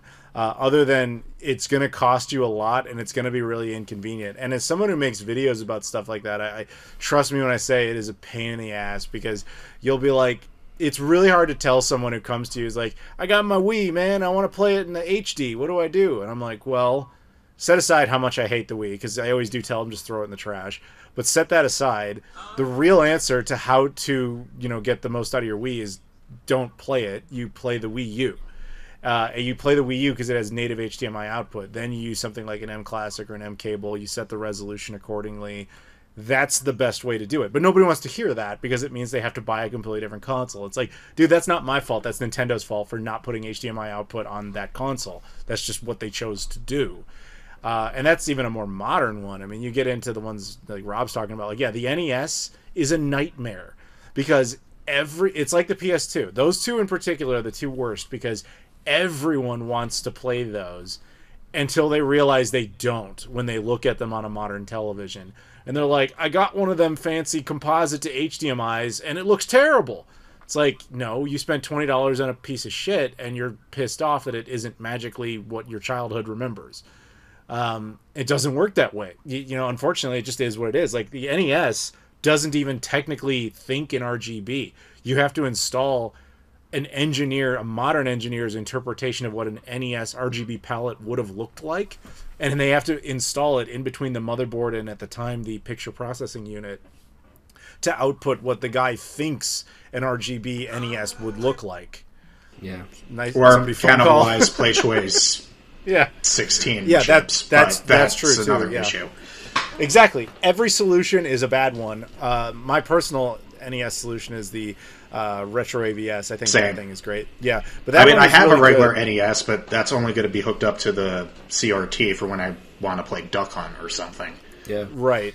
I mean, Adam, So- you said like before you really don't like clone consoles, and I think you said like that the AVS is the only clone console that you've got really hooked up in your Yes, thing, that is right? correct. Because it's just like the NES is a fucking nightmare. Yeah. The NES is a nightmare for two reasons. One is its video output, which we've obviously been discussing. This one it's an FPGA. It is not the old NOAC chip clones that we were used to in like the early aughts, where they basically just software emulated everything onto a single chip. This is like hardware. It's hardware emulation, so it's new chips thinking they're old chips, but then being able to improve upon them. Thus, you get a better signal. It's native HDMI out, etc. But I also like that thing because of the other flaw, which is the 72-pin issue, the front-loading design, where it never really works for, that's a long story. But so that thing has a much better designed 72-pin port. It also, as a bonus, has a Famicom slot, so it's kind of perfect. Yeah, but as Rob points out, that's not a solution to the old problem. It's just replacing it, which is fine. But do you have, Rob, any suggestions for any sort of gaming perk? Like the one I was talking about with the Dreamcast, where everybody always kind of whines about the controllers, so they made a modern 3D printed solution. Because there's actually a lot of those 3D printed solutions for things. Can you think of any? I mean, there are solutions. They're just not good solutions.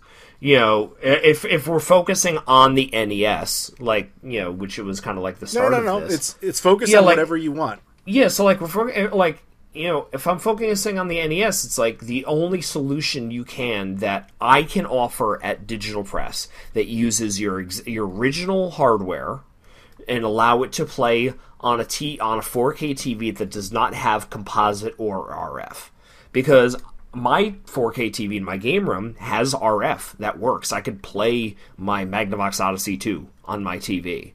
I can play an NES, if I wanted to. But if your 4K TV does not have that, the only option is that I could sell you at Digital Press is a AV to HDMI converter box that costs $15 and looks like shit. That's the only solution. If you want to use original hardware, not mod. So it's unfortunate, but there are solutions. You're just not going to like the way it looks. Yeah, and unfortunately, that also if we're talking about video converter crap, that also boils down to who the person is that's getting it. There is a difference between someone like us. Well, maybe not you. I don't know how much you actually care, Rob, but I personally care about making sure this thing is doing the best it can. Damned be what it costs or how hard it is. Let's make sure we do the best here. Okay, if that thing needs the RetroTink 5X and it has to have the HD Retrovision cables and it has to have the M Classic just to squeeze a little bit of juice out of the N64, that's what we're doing.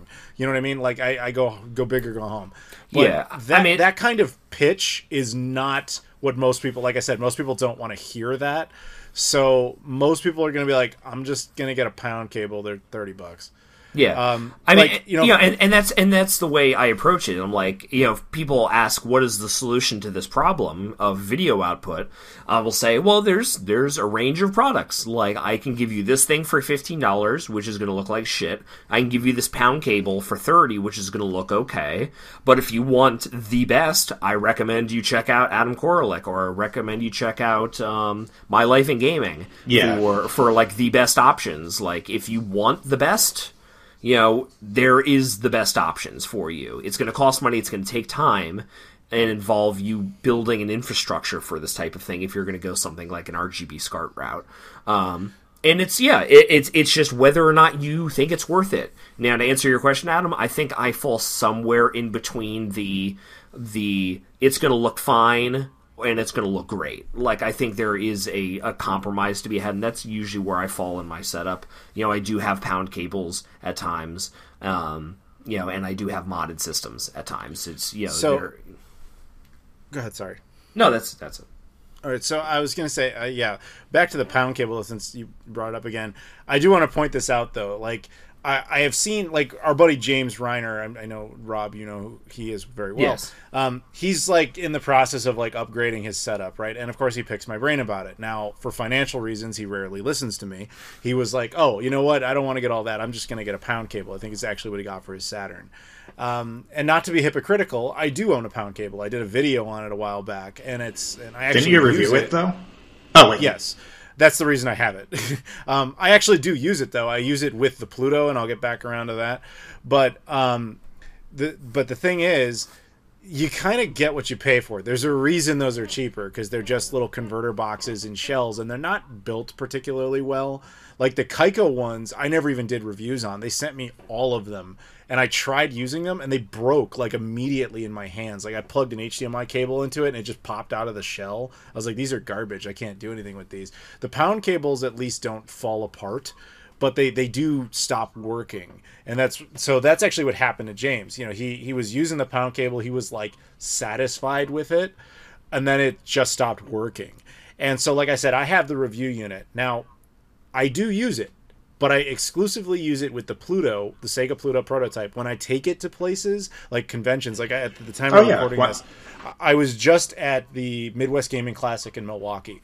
So I've got the console, I've got it all set up, I rig it up to the TV, and I got two choices. I can either bring the RetroTink, 5X with the HD Retrovision cables and, all the stuff necessary to make that happen, or I can just grab this cable that's cheap, small, doesn't take up a lot of space. Keep in mind that I'm usually flying to all these things, and I'm already carrying around this ridiculous prototype that's, worth a lot. Yeah. So it's like the less stuff, the better, especially when you're just kind of doing a quick demo on a TV at a con.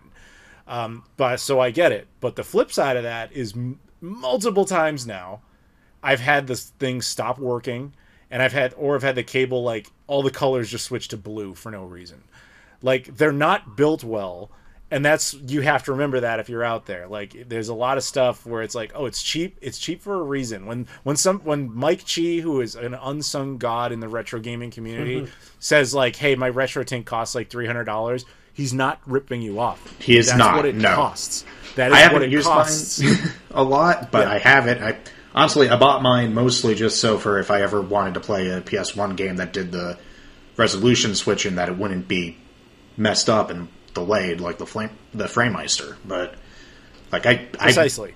Yeah, but yeah, like again, yeah, Mike is not ripping you off. That's just what that stuff costs. And Mike himself is dealing with old problems with modern solutions. Like, people want, if you want the best out of a RetroTink, you don't go sticking composite in it. You have to stick component into it, because that's what it's built for. Well, only one company ever made component cables for retro consoles. That's HD Retrovision. And those cables are like $70 a cable. So it adds up. I completely get it. But that's what it costs to have it done correctly. You're not magically getting an amazing deal when you buy something like a pound cable. It's not like, oh man, I won this battle. I won it out. I beat these guys who were trying to rip me off. No, you are the one getting ripped off by buying a garbage cable. That's what's happening right there. Unless if you're buying a garbage cable and you're just like, I can't justify spending $300 on or $370 to do it, but. I kind of disagree with that, to be completely honest, only because I look at it the way you might look at cheap shoes. You buy them cheap, and that's fine. You're like, I'm not buying $150 Nikes. I'll buy these like $20 Payless shoes. But then those shoes go belly up after a couple of weeks, where the $150 Nikes last like multiple years. Oh yeah, if you're paying more money over time. If you're playing the system enough where the longevity of the cheaper options is an issue, then yes, you should definitely buy the more expensive option. But yes, I look at it more as an investment. The RetroTink is not likely to ever fail on you, nor are the HD Retrovision cables, and they are the pinnacle of the best you're going to get out of that particular machine. The pound cable, as I cited, I barely use it. I barely have any reason to. I only take it out for cons, and it already basically doesn't work properly. So what does that tell you? That is a good point. So you essentially would have to keep buying new ones. And at some point with that thing, I know it's just going to stop functioning, and then I'll have to deal with it differently, but that's my problem at that point. So we got way off subject here. So yes. to roll it back around, Rob, is there any sort of modern solution for an old problem that you can think of? Because I got another one, if you can't think of one. No, I told you, shitty converter boxes. That's your solution. It's not a good solution, but it is a solution. Oh, okay. All right, well, all right, never mind. Then, Joseph, you go for it. What do you got? Okay, so what thing about past consoles? What old problem would you fix magically if you could in any console? And can you think of a modern solution for an old problem that actually does materially exist? For an older console, a magical solution that I could do that wouldn't be like a fundamental like rewrite of how the entire system worked would be Sony not making it so that Sony never removed the hardware PS2 backwards compatibility from the PS3. I know why they did that, nice. But that is the most annoying thing about that system. You're right, it is, because ultimately it makes it very hard to get back into the system. Like, a modded PS3 is a beautiful thing, but the best one is the 60 gigabyte console modded, but it's also the least reliable, thus creating that loop of a problem. I agree with you on that. So what modern solutions, if any, can you think of that have come out for older problems? If you can't think of one, I actually do have another. But yeah, like really the only thing I could really think of, that hasn't already been covered by like the Retro Tank or the cheap converter boxes or whatever, I guess would be ODEs. Like, because... Oh, yeah. I mean... I see that as more of an upgrade. It is an upgrade, but but this is mostly because CD drives fail a lot faster than like console, the actual cartridge ports do. Right. So. Okay, that's not... Yeah, I guess that's pretty good. Because I wouldn't have thought of that. Most of the ones that I can think of surround 3D printing, because that's obviously the current kind of phenomenon for modern solutions to these problems. Right. I mean, there are entire websites dedicated to, hey, the thumbsticks of this controller aren't great, we 3D print new ones, that type of thing. The one that I actually did a video on this a long time ago. So, you guys familiar with the Sega CDX? Yeah. Yes. So famously, Sega claimed that the hardware was not compatible with the 32X, even though it totally is. And the long story short with that is the 32X, the way it sat in the console, it wasn't particularly secured. It would technically fit into the Genesis slot and the cabling would work, but the slightest tap of the hardware would have caused, disruption of the game. So in order to solve that, you would have to build like a plastic rig to kind of put under the 32X that would have mounted it correctly to the Sega CDX. But Sega they actually shows in the manual, it actually shows what that's going to look like, but they never released it. Just because that was such a brief thing. So basically, officially, Sega's position was, yeah, it doesn't work. But a guy actually designed that, and he sent it to me, and I put it in a video about the 32X or the Sega CDX at one point. So now that it totally does work, and there's no fear of it being damaged, just because of a simple piece of plastic from a guy in a modern era.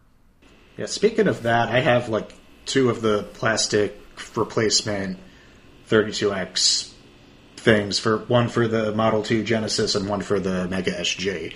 Ironically enough, the one when I use it with the Model 2 Genesis, it actually makes the 32X work less reliably than if I just stick the thing in without the plastic part. But really? Yeah, I don't know how that happened. I haven't really tried it with the Mega SG yet, mostly because I don't want to. I haven't gotten around to like replacing the Model 2 in my like retro setup connected to the PVM yet, because I have everything to do it. It's like, well, if I'm going to put the Mega SG, why would I really just hook it up on the retro thing that then converts it to analog, other than just being able to use the 32X on it, and also to have the ability to pause a Master System game with the controller instead of having to hit the actual button on the console. But it is funny how many problems the 32X actually creates. Yeah. And for how little it's worth it because of how little is actually on there. But it is funny. I think this is a good point to go out on, unless you guys have anything else to add to this. I don't know if you guys saw this. Crix, by the way, shout out. Crix is safe. He's in Ukraine. I'm glad he's safe. And he's getting production back up and running. He's actually doing a new version of the EverDrive for the Genesis. The previous one, I think it was the EverDrive Pro. I forget the name exactly. It supports Genesis, Master System, and Sega CD games. It technically supports 32X games, but you have to have an actual 32X. Apparently, his new model is just going to FPGA all of them. So it will now support 32X without the presence of a 32X. Okay, well, I have to buy that, and two, how? I don't understand. Chris, that's all I can say. Chris, smart guy. I mean, I've heard that, like, you know, the Mega SD and everything was just basically done through emulation. You know, the way it handles Sega CD. It's like, it's not hardware. Well, yeah, I mean, it would all be FPGA. Yeah. It's FPGA is emulation, but it's hardware emulation. There's a big difference between that and software there emulation. is. So it's like, you know, like if you create a thing with a secondary FPGA that can handle 32X, I mean, that's it. I'm just confused on how the video signal would work with that, because you have to like patch in analog video sources from both the 32X and the Genesis to actually get the picture on the screen. Hey man, I don't know. I'll leave that up to Chris. I mean, I totally believe that he'll figure out a way to do it. I just want to know how. My guess is, and I'm purely guessing, is that it's been patched out in some way, and that I don't know. I couldn't possibly tell you. He's shown photos of it online, like the prototype board, so clearly, like, he's got it. But from an engineering perspective, how it actually works, I don't know. That's all I can say. Obviously, I don't expect any of us to actually know how it works, but I'm just like, what? That's actually a thing that's going to be happening? It is a thing that is going to be happening, and I imagine it's going to be a pretty hard one to get. So hopefully I'll have it at some point, and I can show you guys and all that sort of stuff, but we'll cross that bridge when we come to it. Any other thoughts on this? Nah. All right, well then, believe it or not, we're actually done, at least this segment of it. So, Joseph, thank you very much for joining, as always. Appreciate you. Glad to be here again. Always welcome. And Rob is also going to... Yeah, I was going to say, are you going to say goodbye to me? Or? Yeah, that's what I was trying to do, and then you interrupt me, son of a bitch. Okay, it's fine. I was trying to be nice to Rob, and he interrupts me. What an asshole. Anyway, so yeah, no, Rob is heading out too. He's not going to be here for the final segment because we're going to be talking about the new Doctor Strange movie with Keith, and Rob hasn't seen it, so that'll be spoilers. Batman's in it. I also need to see that. Yeah, so you go see it before you listen to the podcast. That's all I can say. And we are back. We've got Keith here. What's up, man? Hey, I'm excited, man, and ready to get a bit strange. Oh, yes. I get it. And you guys get it, too, because in the previous segment, I just told them we were talking about Doctor Strange, too. So they definitely get it, then. So definitely, and if they still don't get it, you guys really should pay more attention, or you should have studied more in school. Anyway, so we're going to be talking about the new Doctor Strange sequel. So let's just get this out of the way, because our movie discussions always are completely open spoilers. So if you haven't seen it and you care, don't keep listening. Thank you for listening, though. Okay, so let's just get on with it, man. Go ahead, talk to me about it. What did you think? Absolutely. How do you feel? What do you got? Well, honestly, here is my one-word summary for this movie. Is kind of actually bleh. Now, the reason I'm saying that is because in the overall arc of Marvel movies, I'm not sure what it did for the Marvel universe. I'm not sure what it really progressed forward or brought to the universe. So I had a little trouble with that in particular, but I was entertained. I'll say that much. It was a lot of interesting points here and there. I do like Sam Raimi's particular takes on certain things. You can kind of tell when Raimi put in his own personal stamp there. And great acting, though, by Benedict Cumberbatch, as always. And good acting by Rachel McAdams and whatnot, of course. And of course, a good startup for the person playing America Chavez. But I gotta say, for some reason, I have no idea why, but this movie did kind of hit mid-range for me. Kind of like blah, like it's there. Not as bad as like Eternals. Like Eternals, I don't give a dang about at all because that was like that didn't even matter. But this, for some reason, maybe it just wasn't as big as I thought it would be. I guess the best way to put it. It wasn't as big as I thought it would be. All right, so it's actually interesting that that's your take because I gotta be honest, I kind of agree. So let me just kind of unravel here. The movie felt Well, first of all, we have to get this out. This is out in the open. Sam Raimi, who is obviously a famous director, did the Evil Dead movies. He obviously did this Tobey Maguire Spider-Man trilogy, which I think is kind of significant. We'll get back to that. But, he's a very well, renowned director who is, known for making fun movies and horror movies and comedy horror kind of genre. So you see a lot of his work, as you just pointed out. A lot of the camera techniques are very much his type of thing. And that's all good. I enjoyed that sort of stuff. The movie, yeah, part of the reason it didn't really feel like it contributed a whole lot was because, and I would put this up to what Sam Raimi himself said. He said he's only ever seen like 4 MCU movies ever. And if that's going to be the case, he's not going to do a great job at the little subtle notches that you're supposed to, or nods that you're supposed to make. I was combining the word touches and nods. But you're not gonna make a lot of those because he probably feels bogged down by that idea. So he's like, I'm gonna do my own thing within certain a couple of restraints. Now, the other thing about this movie is that it very much does not function, ironically, unless you have actually seen a bunch of other stuff. Like, it's very dependent on the fact that you probably saw WandaVision. Like, unapologetically, you had to have seen that show for it to really make any sense. There are a bunch of references to like alternate versions of, history and timelines and all that sort of stuff. The other show that's oddly really connected to it, whether or not Sam Raimi intended this or not, and I'm sure Kevin Feige did, was the animated What If show. Did you see that? Absolutely. Absolutely. Yeah. It was a direct portrayal of them on screen. It was lovely. Yeah, it was pretty much a continuation of What If, which, is funny because a lot of people didn't watch that one because the whole idea is that it's just, hey, it's fantasy stories, but it's not. It's actually stories from other, parts of the multiverse, and this is where that kind of comes back around. So that's why Captain Carter specifically was there.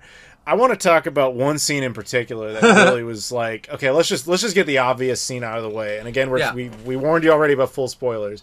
So we now have our Reed Richards, our new Fantastic Four, at least cast by John Krasinski from The Office, famously. The other members of the Fantastic Four were vaguely alluded to, but are never seen. So we don't know where they're going with that exactly. And obviously, that whole scene I thought was kind of fascinating because, again, spoilers, they all died. And I thought that was really odd as a choice because when I first was seeing that scene, I was like, oh, this is how they're going to do this because this is how they're going to introduce the Fantastic Four, which they did.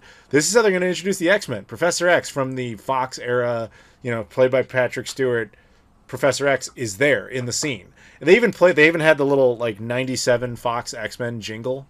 Dun, dun, dun, dun, dun, dun. Yeah, Dun, dun, dun, that was dun, great. dun, dun. And That of was course, awesome. he's in the very 90s Charles Xavier yellow chair. Very iconic yellow chair. He looks exactly like he's out of the comic book. Right, and so that was pretty cool. Then you also had the other ones that I thought were interesting. It's like, okay, so you have Captain Carter. That is how they're going to replace Captain America beyond the Winter and the Captain America and the Winter Soldier, that show.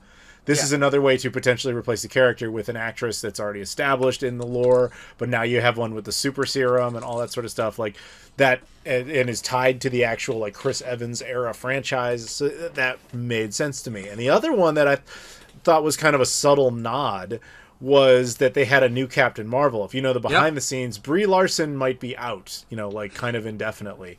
So where I thought this was going, there's a line in there about universes should never cross because it creates problems. And so what I thought they were going to do is they were going to cross universes with what they refer to as the 616 universe, which is the normal MCU universe that we've seen in all the movies. I thought that was going to happen, and that's how the X-Men and the Fantastic Four and all that were just going to plop in. I thought that's where they were going with it, but it was going to cause problems like Captain Marvel was going to be rewritten by a new Captain Marvel, and maybe that's how they would fix... what's his name? Chadwick Boseman, who obviously passed away, can no longer play Black Panther. I thought that was going to be the solution for something like that. It would have theoretically allowed them to do a lot of resetting. But then all the characters die, and that never happens. And then they show then they show what universe combination looks like, and it's just things are fucked up. You're cars float in midair, and just it's not cool. It's just stupid. And I was like, really? No, I'm gonna give Kevin Feige the benefit of the doubt because I'm assuming he has a better plan for all of that. But I thought that's where it was going. So I guess I'm saying in this moment, in this time, I'm genuinely shocked by that. But down the road, when we see however they do handle it, I might think it was the stupidest thing to miss that opportunity. But we'll see. I'm going to give him the benefit of the doubt on that one. But that whole thing threw me off. I thought that was interesting, and then they just kind of threw it away. So we'll see what comes of that. A couple other observations that I had. One, because I'm purely like, the gamer in me couldn't help but notice it. There's a part where you remember like half the movie is Wanda wanting to see like her kids in that dimension or whatever. Yep. There's like, the shot of let's call her good Wanda with the two kids.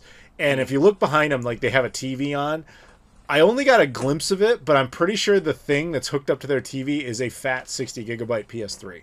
Oh, yeah, absolutely. I swear to God, it is a PS3. You saw it too? I know. I swear to God.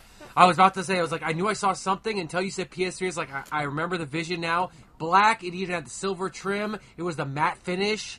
Yep. Or like the glossy finish, Like ones that people search for nowadays. Right. You would have to freeze. You'd have to pause it to really be sure because it was pretty quick. But I can guarantee you right now, I do. For some reason, I have this ability to take a screenshot in my brain. I swear to God, that's what it is. All right, well, good. Then problem solved. Yep. But yeah, I thought that was all interesting. I liked a lot of the elements of it. I just wasn't super thrilled on a lot of the execution. In Sam Raimi's style, it had a lot of the horror elements that were kind of interesting. But I'm like, are kids going to be able to watch this? Like, not that I have kids or I don't even really give a shit. But like, I'm sitting there thinking like, this is kind of a weird mix with that. Also, I'm just going to say it, elephant in the room. I am fucking disappointed that we didn't get those Spider-Man cameos. Oh, God. Like, first of all, nothing. Spider-Man is actually referenced in this movie one time when they're talking about the multiverse stuff near the beginning. He says, yeah, there was an incident with Spider-Man, multiverses, this and that. Now, okay, it's a completely separate discussion whether or not that Doctor Strange should even remember that happened. That's debatable. I mean, he should remember the events, I guess, but not who Peter Parker is, whatever. He remembers Spider-Man. That's who he remembers. Right. So he remembers helping Spider-Man do it, maybe. Sure, and that's fine. I can live with that. But the fact that you had Sam Raimi directing this, who did direct the 3 Tobey movies, you just shot a whole bunch of stuff with all 3 of those guys. You didn't think that maybe that would have been good to pop into some dimension where they are? And I guess that leads to another problem I had with the movie. I legitimately, well before this movie came out, when they first showed like the slate of Marvel Phase 4, I looked at it and I was like, almost nothing in here really has me all that interested, except this one. Yep. This is before they had figured out the Spider-Man drama, which obviously ended up probably being the best one of all of them. But I remember looking at it and thinking, this is going to be the good one. This is going to be the one where they kind of where they do a bunch of stuff, and this is how they're going to bring the X-Men in, which technically is what they did. But I'm like, this is going to be something. And so I assumed we were going to get a big cameo-heavy, constant dimension hop from like one crazy universe to another, where you could see fucking Wesley Snipes' Blade. Like I thought we were going to see like everything. Now that's in my own head. That's my own fault. But when you put Sam Raimi in the director chair, I'm like, how do you not have a Tobey Maguire Spider-Man cameo in the middle of all of that? But it doesn't happen. In fact, they're only, other than that one shot where they like go through like 12 universes like really quickly, they really spend the majority of the movie in just like 2 universes. The normal one, and then the one where they arrive at where everything's like made out of flowers or whatever. Yeah, they did that one scene where they flash through, almost like how in Guardians of the Galaxy 2 they do their kind of warp drive thing. How they flash through for like a second through a bunch of different realities, and one's like paint or something like that. Yeah. It seems like something you see in a random episode of Star Trek or a TV show or a cartoon. Not because the Marvel has established multiverses set up. We didn't see any of those. I didn't see like Miles Morales cruise through or something like that, or they could have easily done something like I don't know. I agree, and that's where it gets. Now, first of all, we have to put this out there because we are just talking about the fantasy of what we wanted to see. That's true. And the other, there is a legitimate factor against Miles Morales and all these other Spider-Man cameos, money aside. But there was a long time before there was a big. Now Marvel is a little bit it's their own thing. They put out the slate of movies. They gave us A, Loki, and B, WandaVision. and then told us about this movie called Multiverse of Madness, saying Wanda's going to be in it, I honestly assume it would have a little more Loki stuff on it. That was my issue. Well, I mean, if you notice, everything in the MCU, for the most part, Yeah. in this phase has, other than, like, Eternals, which was really hard to sit through, Yeah. every single one of them dealt with some measure of dimensional hopping. You got to recast your actors. You need the same heroes with the different actors. So I'm gonna do Right. it. So I assumed this was the culmination point where it all kind of comes together and you're going to see a bunch of crazy shit, but you kind of didn't. And where I was going with that a second ago is, so I don't know if you remember this, but when Sony and Disney came together to do the Spider-Man deal originally, they had this like 5-picture deal where it would be like 2 dedicated Spider-Man movies, and then it would be 3 Spider-Man cameos in Disney movies. Like, that was the deal. Then it ended, and it looked like they were going to separate. They weren't going to do the deal again, and then there was a lot of social pressure for them to renew. That's how you ended up with a 1-for-1 deal.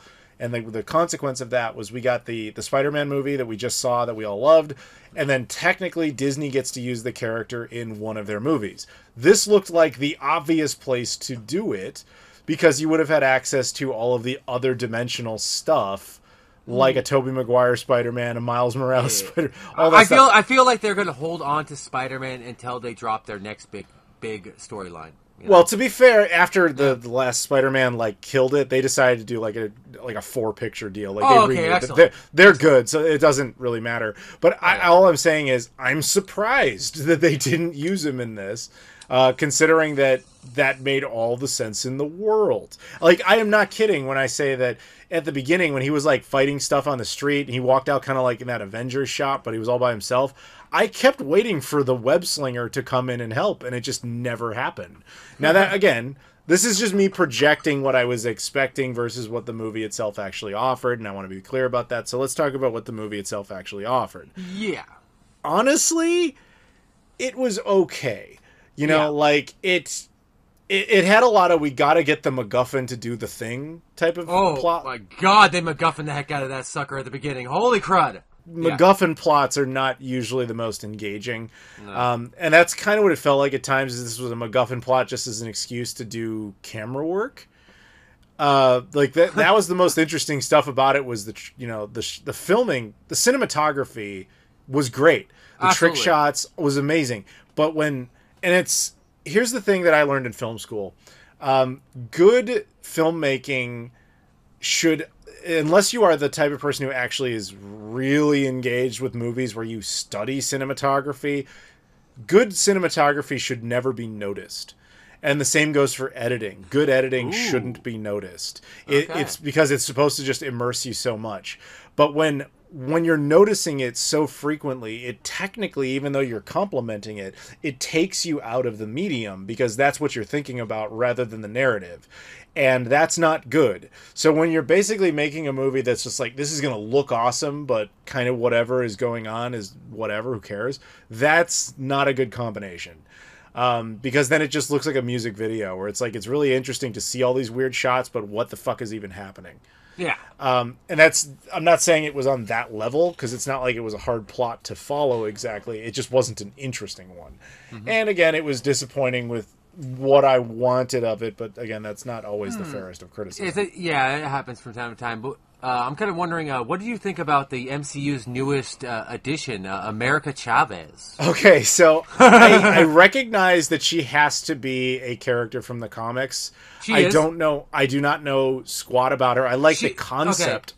She is fairly new in Marvel's newest blitz of superheroes. They've been coming up with a lot of younger superheroes lately, ever since Miss Marvel came out a little while back. So it's kind of on that trend of different ethnicity superheroes and kind of either teenage or 20-something-year-old versions of them. Marvel's had a big section of that, so she's kind of part of that group. Okay, so I had no issues with her specifically. I like the. I'll get to my point that you get to. We'll do it. I like the concept of a character whose ability is that they can jump dimensions. I also like the idea that she's unique and that there's no one else like that, apparently. In no dimension. She only exists in one dimension but hops around freely. I think that's kind of a neat thing to play with. Beyond that, like, the actress's performance was fine for what she was being told to do, but making her, like, you know, almost like Rey syndrome, where she's just like amazingly powerful but helpless, instead of Rey, which was like, oh, I'm so amazingly powerful but I can also do everything without any training, whatever. That was stupid, but Mary Sue-ish to an extent, but not full on, because she was basically useless. She was just like, I'm super powerful but I can't do anything at the same time for the most of the movie. But I'll give her props. Her character towards the end was like, I finally get it. I'm way too dangerous. You have to basically kill me. This is not worth it. Which was kind of an interesting sacrificial characteristic. But the funniest thing about her is just, and this had to be intentional, because if it's not, it's just weird. The fact, I recognize that the name America actually is a name in certain Hispanic subsects, but I'm not sure which ones, but I know it's an actual name. She is Puerto Rican I believe, because of the flag design mainly that they had on her. That's what I'm guessing. Well, Puerto Ricans would still be Americans, but okay. Yeah, I know, which is really weird to me, because it's still like... It's a name. It's a name. But anyway, that isn't even the point. It's the fact that when they would use her name out of context, it sounds weird. Like, we have to help America.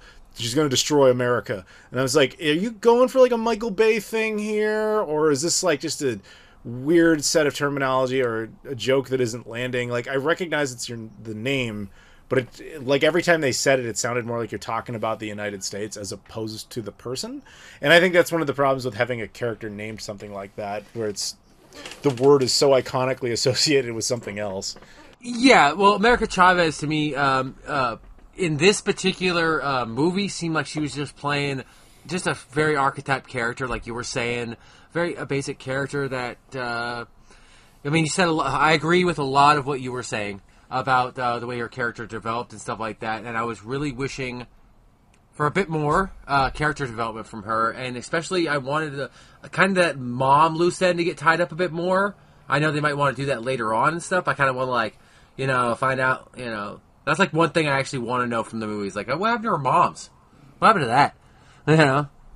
So yeah, that was seems very like something that's just canon fodder for a future storyline. Yeah, I'm just saying that's the only thing that brought up a question out of her. Obviously saw like the rainbow. She's got the rainbow pin supporting her moms. I'm assuming.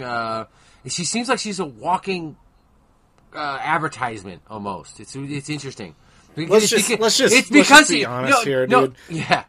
She's without getting political, she is the walking embodiment of a very stereotypical political agenda. Yeah, it's true. Yeah, it's just the fact that this is the one instance where I actually wish they would switch the comic book attire, because the comic book attire works in the comic books way more than it does in the movies for some reason. I kind of wish that they did change her attire for this particular movie. That's fine. That's fair. Yeah. I really don't have much else to say about her, to be completely honest. Yeah. But you know what I didn't like? Yeah. Go ahead. Sorry. Go ahead. Yeah. Well, when it comes to powers wise, I definitely agree with you. Very interesting to have a character like that. But again, with the PC thing, this is they have many characters that actually can and do this type of thing, whether it be through technology or through mutant powers or whatnot. They do actually. Marvel does have a variety of characters, and Disney has access to characters that they could use. But I'm like Blink. I can just say Blink alone, and think of one. But there's many characters out there. There's an African American character in X-Men that can gateway between worlds and whatnot as well. He can move time, space, and dimensions. Very, very powerful characters out there. So it was interesting they went with this one. But I love the way her powers look. Visually, it's very fun to watch.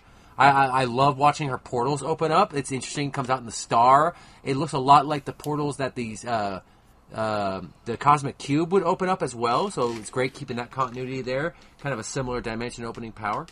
So I like that part.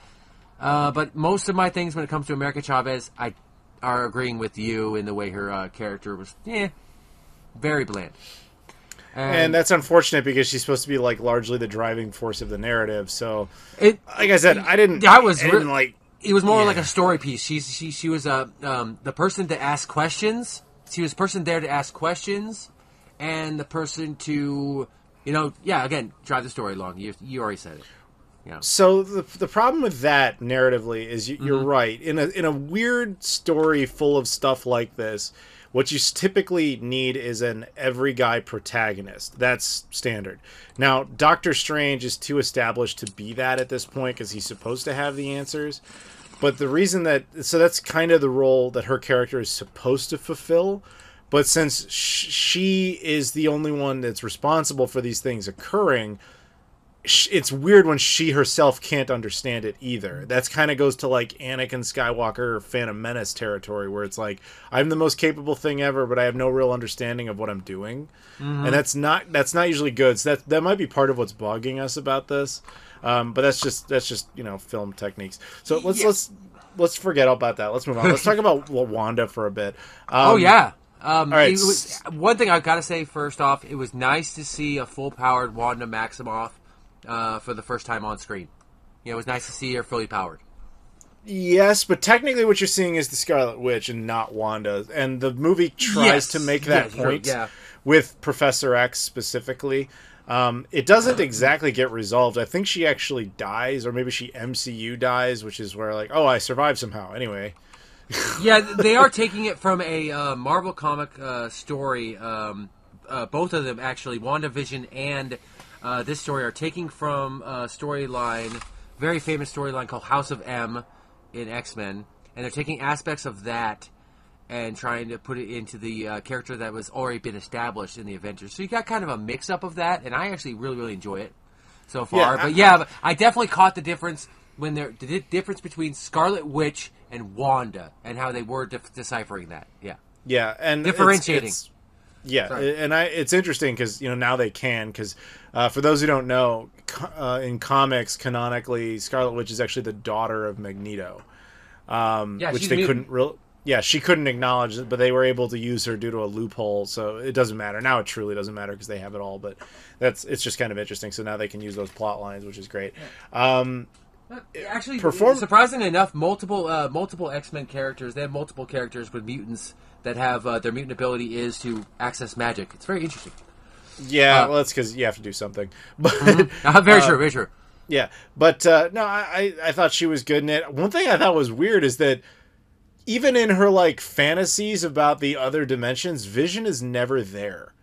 And I don't know what that is. If that's a point or if that's an accident. It's not an accident, but like, it's was like it Paul just Bettany, you don't got him, or was he just not able to film, or did you have a reason narratively for not having him? I mean, it was just an observation, especially when it's like you could do a CGI thing of his character and not even have him talk. You know what I mean? Yeah. I don't know. It was just kind of a. You can use old audio of him saying Wanda many a times. Yeah, I'm just curious what that was, if it was anything. Also, I'm very curious, actually, how she created her children, it's all by, like, they're not real, So she can't remake them in our universe anymore or something, right? Yeah, not without, like, having to constantly keep them inside of a safe box that keeps them alive. But the other universes, she's able to, like, no trouble and... No. Yeah. In the other universes, they biologically exist somehow. Which, well, that brings up the next question: who's their father? Yeah. Okay. Honestly, yeah. Since they did not show Vision, you got a point. And he couldn't leave that open.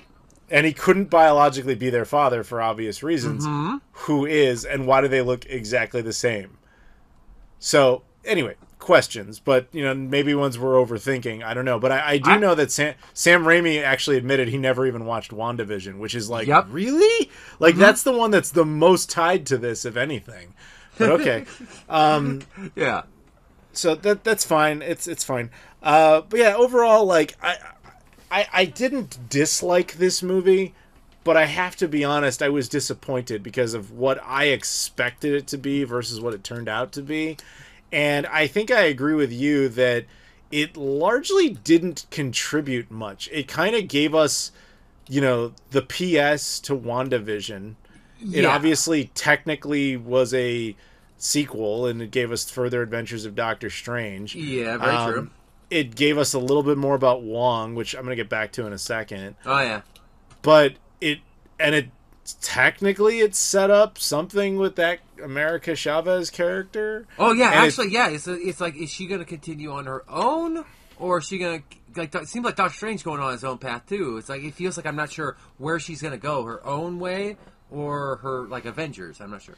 Yeah, I mean, it had some follow-ups and it had some setups, but it felt like a Back to the Future 2, where it's just kind of linking the beginning and the end. It doesn't feel like it's the movie you were supposed to be seeing. That's kind of how it felt to me. It was just kind of setting up and paying off in some spots. I just thought of something and now I don't remember what the hell it was. You talk for a second. No, it's not your fault. It's all good. Yeah. When it comes to this movie, he hit it on the nose. There's a lot of callbacks to the MCU, a lot of things we could say like, oh yeah, they said Thanos a few times, talked about how they defeated Thanos, but they didn't really talk about any other characters, such as Iron Man. They talked about Hawkeye a little bit, but you didn't really hear too much about the overall MCU universe. I mean, a little piece at the end about the Doctor Strange meeting another sorceress, which is Charlize Theron, I believe. That was her. I only saw her for a second. And like everybody, yeah. I don't actually know her character. I'm not sure who she's supposed to be or whatever. For a second there, I thought she was an Eternal. I'm an idiot. But it's because you're thinking Angelina Jolie. Yeah, something's going to go on with that, but I'm still going to rate this point is that this has feels like absolute no connection to the Loki series or Kang the Conqueror, which has all to do with the multiverse even existing. So I would I really wish something was in there for that. So I'm getting that whole point home again. I really wish I know WandaVision could have been in there more and you could have paid attention to that, but you really could have paid attention to Loki at all too. Yeah, it's again, all these things have to do with the multiverse. So the question was, did they all happen at the same time? Did it all just split at the same time? Did the Spider-Man split happen at the same time as the Loki split? What happened? We don't really know, but I have to assume America Chavez's character is going to be responsible for linking it back together or something. We'll see where it goes. I did remember what I was... Sorry, go ahead. I have this weird point. I don't want to lose it, but I feel like we're getting more actual MCU stuff and real MCU content from TV shows rather than the movies nowadays. Well, unfortunately, that is completely true. Because that's mostly because the narrative that it allows you to do, obviously, a longer form narrative, a longer story, stuff like that. But that seems to be where to go for the MCU, the real meat of it nowadays. Well, that's a separate discussion, but basically it's because Disney Plus has to push content. So, yes, they have a bigger format to do it, but they're also using... How do I put this? Right now they're using the TV shows to pad out what happened to legacy characters, whereas they're using the films to set up new characters. So essentially... So, with the exception of Spider-Man, which I think was legitimately the best one so far by far... Yep. Doctor Strange, I think, is the only other sequel that's happened so far in this set. Thor is coming up; it's not out yet, but but mostly that type of logic didn't apply at the beginning because the other ones were all like the Eternals and Shang-Chi and that stuff where it's just kind of setting new characters up and trying to tap them in because we can get another 10 years out of these actors, which is actually brings me back around to the point where I had forgotten for a second. Awesome. What I didn't see in this movie that actually really surprised me, I was really surprised Shang-Chi didn't show up. And oh my god, yes! Go. Because at the end of Shang-Chi, spoilers for anybody who didn't see that, Wong meets Shang-Chi and it was like, come with me, we need to dissect what kind of magic these things are. I assumed it was like, oh, okay, now we're paying it off because they have to fight Wanda with all this different type of magic that they don't understand. I'm like, where's Shang-Chi? Wasn't that the whole point? What kind of magic does he have that he could fight? No, doesn't show up. Has nothing to do with that. I swear to God, in the theater, and you can ask my buddy Junior. My buddy Junior, I looked over to him at one point. I was like, dude, when the heck's Shang-Chi gonna show up? It feels like now's a good time or something.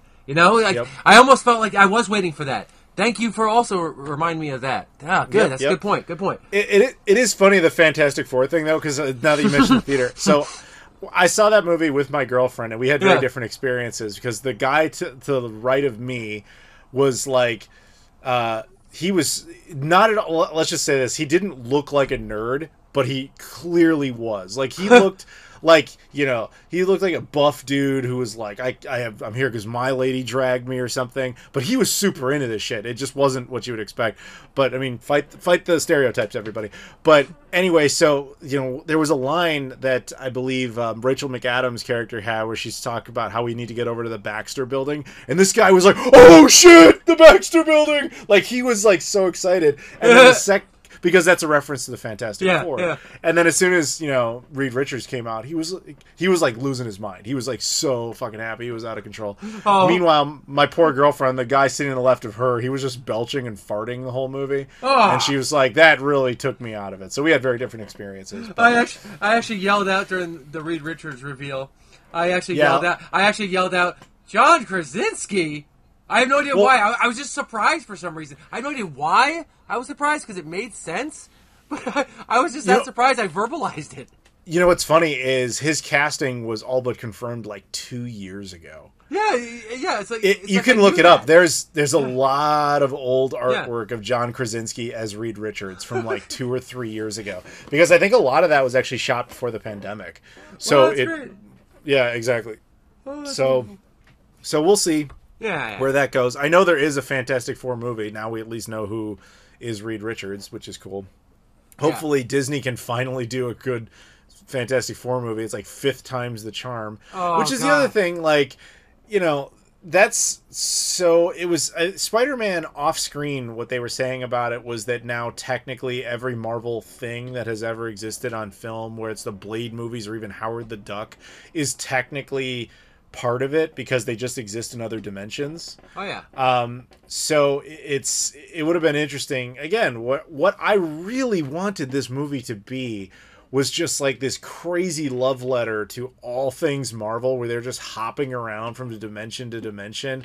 And like, I would have loved it if they had popped into, you know, the even the Fan Four Stick universe. Dude, and you could have animated them into the 90s X-Men animated show and hyped up your thing coming up. Oh my God, my mind's boggling. I mean, you think about all those potentials, but I mean, like, here, let me put a... Yeah. Let me let the wheels spin in your mind, of your imagination. Imagine if they're, you know, Doctor Strange and America Chavez or whoever, or even if it's another character, whoever it is, they're hopping dimensions and they end up in the Fan Four Stick universe, you know, the failed Josh Trank version. And, you know, they see the character that... Michael B. Jordan played. He played, you know, whatever, it's Sue Storm's Johnny Storm or whatever. Human Torch, right? He played Human Torch, but to him, he would be the villain from Black Panther. Oh God, yeah.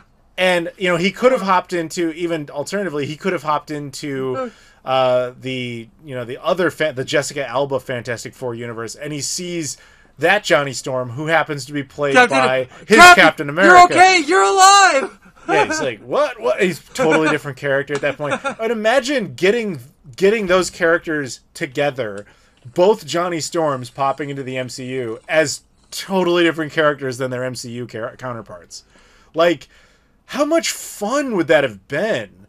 You know, it would have been a lot like the previous Spider-Man movies, where you have these, but instead of them all being the same character played by different actors, you have the same actor playing multiple characters that are all together. That's what I wanted to see. That, in my mind, was what I was really hoping for. And it's nothing like that. Not even a little. Like, other than Patrick Stewart being like, I'm Professor Xavier again, which is basically a cameo. Aside from that, it's not there.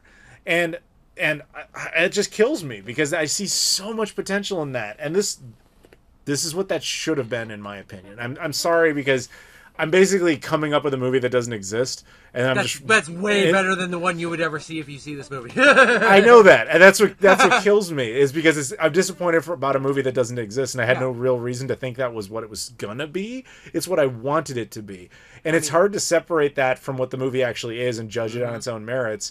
But I'm trying to, And at the end of the day, when I do judge it by what's actually there, it's a MacGuffin movie. Mm-hmm. And it's not even that interesting of a MacGuffin movie because, like, I have to admit I wasn't entirely certain how this was going to end, other than that Doctor Strange was probably going to win by whatever definition that meant. But also, and I have to admit, on the surface, I didn't like the idea of Wanda being the villain because she's been established as not the villain. But at the same time, that's kind of an interesting way to handle the situation. I think that was a great swerve from the actual trailers. Because to me, I tried not to see too many trailers, but I did see a few official ones. But for me, her portrayal in the all of the trailers seems like she was going to help him and kind of get back to, like, oh, Wanda's going to get back to it. You know, she's going to get back to the Avengers. All right. She wasn't feeling bad. Now she's going to get back after WandaVision. That's exactly what I thought was going to happen. Yeah, same. That swerved me. And I was pleasantly surprised with that one. Me too. So I legitimately was. Yeah. And then, you know, I had mixed feelings on it because I'm like, this is good writing in this aspect, but it still kind of bothered me. But and that's not fair of me because I know that was actually a good thing. It's a personal thing. It's okay. It's okay. Yeah, and you have to separate those two things. Yeah, exactly. But overall, like, if you're an MCU fan, see it. But if you don't watch that stuff, I don't think there's anything else here for you. Yeah, you can just wait for Disney Plus. You know, it's fine. Yeah, you know, like, if you're not into MCU movies, I don't even know how you would watch this and have it make any sense. True. Very true. You'd just be like, okay, like, honestly, if I'd never seen any MCU stuff, I'm trying to go through this movie in my head, I'd be like, okay, so there's these two people, and they're, like, running, and then he dies, and there's, like, an octopus or something, and there's this girl. Okay, wait, I thought that guy just died. Why is he... Wait, where are we now? Who are these people? There's something about being a Sorcerer Supreme that's important, and that guy walked away, said he was a Sorcerer Supreme. Why aren't we following that guy? Is that Doctor Strange? Because he's the Sorcerer Supreme, and this guy is like just an English dude. What's going on? Yeah, exactly. It was very confusing, and that's then they true. reference. That's a good point. This does not work as a standalone movie. And that's okay. I don't need most MCU movies don't, to be completely honest. You got a point. That's okay. Yeah. And I'm not trying to judge it harshly on that because most MCU movies don't. I think where it gets kind of weird is that, as I was saying before, with the exception of really this and the other Spider-Man movie, every MCU movie in this phase has pretty much been like the beginning of a new character.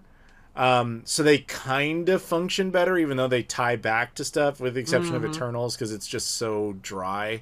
I don't even think we ever talked about Eternals. No, it's not even. I tried to talk to my friend on the phone about it yesterday because he asked me about it, and I was getting bored talking about it. All right, let me do the quick elevator pitch for Eternals. Yeah, go for it. So there's like celestial gods, basically, and they can only populate by basically turning planets into eggs.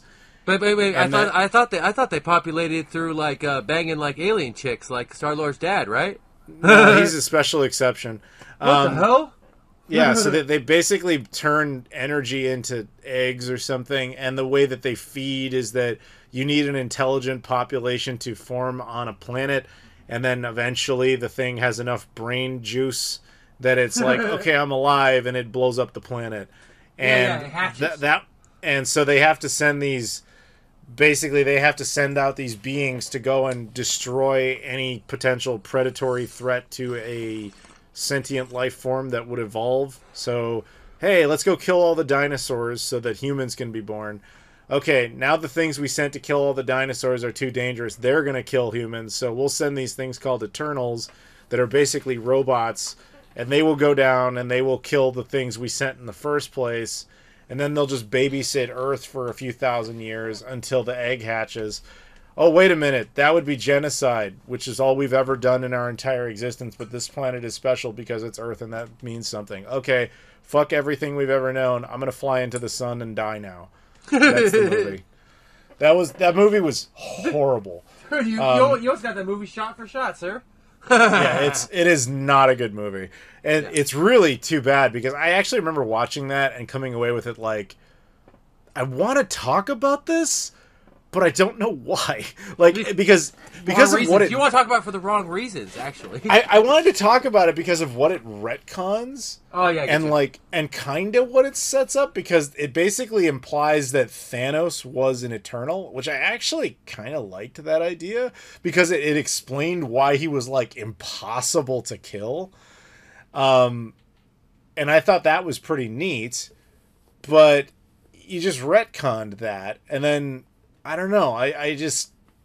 And then if you're going to make the movie be like, okay, our entire motivation to save this planet has to come from somewhere, it's got to be something other than just Selma Hayek casually throwing out a line about, hey, man, they stopped Thanos. That makes them cool. Anyway.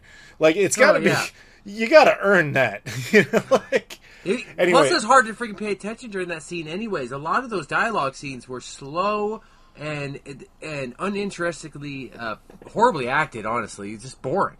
And my guess is, because that movie actually ends with them saying there will be an Eternals 2, I can almost guarantee you there won't be, because that movie actually did very poorly. I could see the Eternals making a cameo in a MCU movie one time, maybe. Yeah, I think they're going to get kind of retconned a little bit. They're going to populate a couple of things just to get out, a few essential bits. And I think this is the last time we're ever going to see them. I don't think they're going to come back. But that's not the point of this. The other thing is, like, now Earth has this, like, perpetual statue of a Celestial just sticking out of it. Yeah, I can't. I'm still waiting for that to get. And it hasn't shown. Yeah, it hasn't shown up yet in anything since, and I assume it will. But who the hell knows? Yeah. What's that show that they made? The Inhumans. Oh my god, that show's terrible. Yeah, I know, everybody says that, but it's the one where, like, technically that's canon. So at all times you never see them, but there's like this like family of gods that lives on the dark side of the moon that's just chilling out, and it's like some stuff is really stupid. Yeah, I've always hated that too, considering the fact that that's like their like third home is actually the moon in the comic books. That's like their third home. They had like a mountain base for the longest time, but then it got, I don't know, all this other stuff. The Inhumans, they screwed up it, but Inhumans, if you guys want to see an Inhuman correctly, they do Black Bolt kind of correctly for about 2 minutes in this movie. Is he the one who kills himself? Yeah, that's actually Black Bolt. That's the leader of the Inhumans. Okay, well, there you go. So that is actually how he's supposed to be in real, in the comic books. That looks like him. That acts like him. That was pretty much dead on. That makes a lot of sense now, because he was the one character in that lineup where I was like, who the hell is this? Yeah. And now I'm like, oh, so that actually adds further fuel to the fire of my original theory. It's like, oh, how do we get rid of the shitty Inhumans that we've got? Yep. Crossover. It would have just replaced them all with the good ones. Well, surprisingly enough, they're getting rid of the ties, because Miss Marvel is supposed to tie into the new Miss Marvel that's coming out, was technically supposed to tie in with the Inhumans, but they changed her origin story and the way her powers work just so she wouldn't be dealing with the Inhumans anymore. Yeah, that doesn't really surprise me. That was very interesting to me, because they mentioned actually how their powers come about in the movie. They talk about Black Bolt, who's the keeper of the Terrigen Mists, and that's what it is, Terrigen Mist. That's the stuff that gives Miss Marvel her power. A bunch of people. That's how they created that's how they had mutants when they weren't able to use the mutants very much. That's how they were able to create a bunch of new superpower people. Very interesting. That's cool. That's kind of a tangent. No, it's fine. That's all we do. That's true. Yeah, but did you want to talk about Wong at all anymore? Because they didn't do much with him. Yeah, I'm glad he got his little punches in, and he's the Sorcerer Supreme, and that's there wasn't really much else. I mean, he just kind of did what he always does, where he's just kind of, I'm there, and then that's it. And that's fine. He did that just fine. I got no issues with Wong. Yeah. I'm trying to think about what else to say. I mean, having Rachel McAdams back, I guess, was cool-ish. Yeah, that was interesting. I actually thought she was just going to show up at the beginning and not ever again. I was very surprised to see her again. And I'm pretty sure... So you get to that one dimension where everything's all fucked up, and you see like the dark Doctor Strange, the one with the 3 eyes. I'm pretty sure that's the version of him that was created out of What If you saw that show. And also the one at the end of Loki. Did you notice that? Loki? Oh my god! Oh no, the very end of Loki. Doctor Strange says that Doctor Strange. You see him, and he says, "This is going to get." He says something. I don't think Doctor Strange is ever in the Loki show. God, I swear to God, I have a vision of seeing that Doctor Strange show up as like a teaser in something. Maybe I'm crazy. Maybe I'm hallucinating it, but I don't remember that. I got a vision of that Doctor Strange wearing that costume at the end of something. Maybe I am going crazy. I just don't remember. But anyway, it doesn't really matter. It's all good. Yeah. So what's that's the all next I really one? want to say about this one in particular. Thor: Love and Thunder, I think, is next. I'm very, very excited due to trailers and hype because of especially Taika Waititi's directing style and humor he puts into his films. I think it's just gonna be really fun to watch. I haven't watched Moon Knight yet, which I realize takes place right before this. Oh God, yeah, that. you got I don't say anything. No, about it. No, but just watch it. I will. All right, I honestly think I said everything. I think we're done here. Yeah, I'm good. All right, man. Well, thank you very much for joining me, Keith. Of course, always. Absolutely. Thank you very much for listening, everybody. I also want to give a big shout out to Patreon backers. Abdullah, of course, for joining us earlier. Joseph for joining us earlier. Chuck and Spencer for picking subjects, as well as Luis Bonilla, Loke, Michael Kelly, Paul Lewis, Tim Inman, Troy Wagner for being Patreon backers, and all of you guys who just support the show and listen to it in general. Thank you so much for listening. And, of course, thanks to Rob for being on here earlier. And, Yay! Yeah, please like, comment, subscribe. Check out the social media stuff in the description. Twitter, Instagram, Facebook, Discord, Patreon, all that. Thank you very much as always, and we'll see you all later.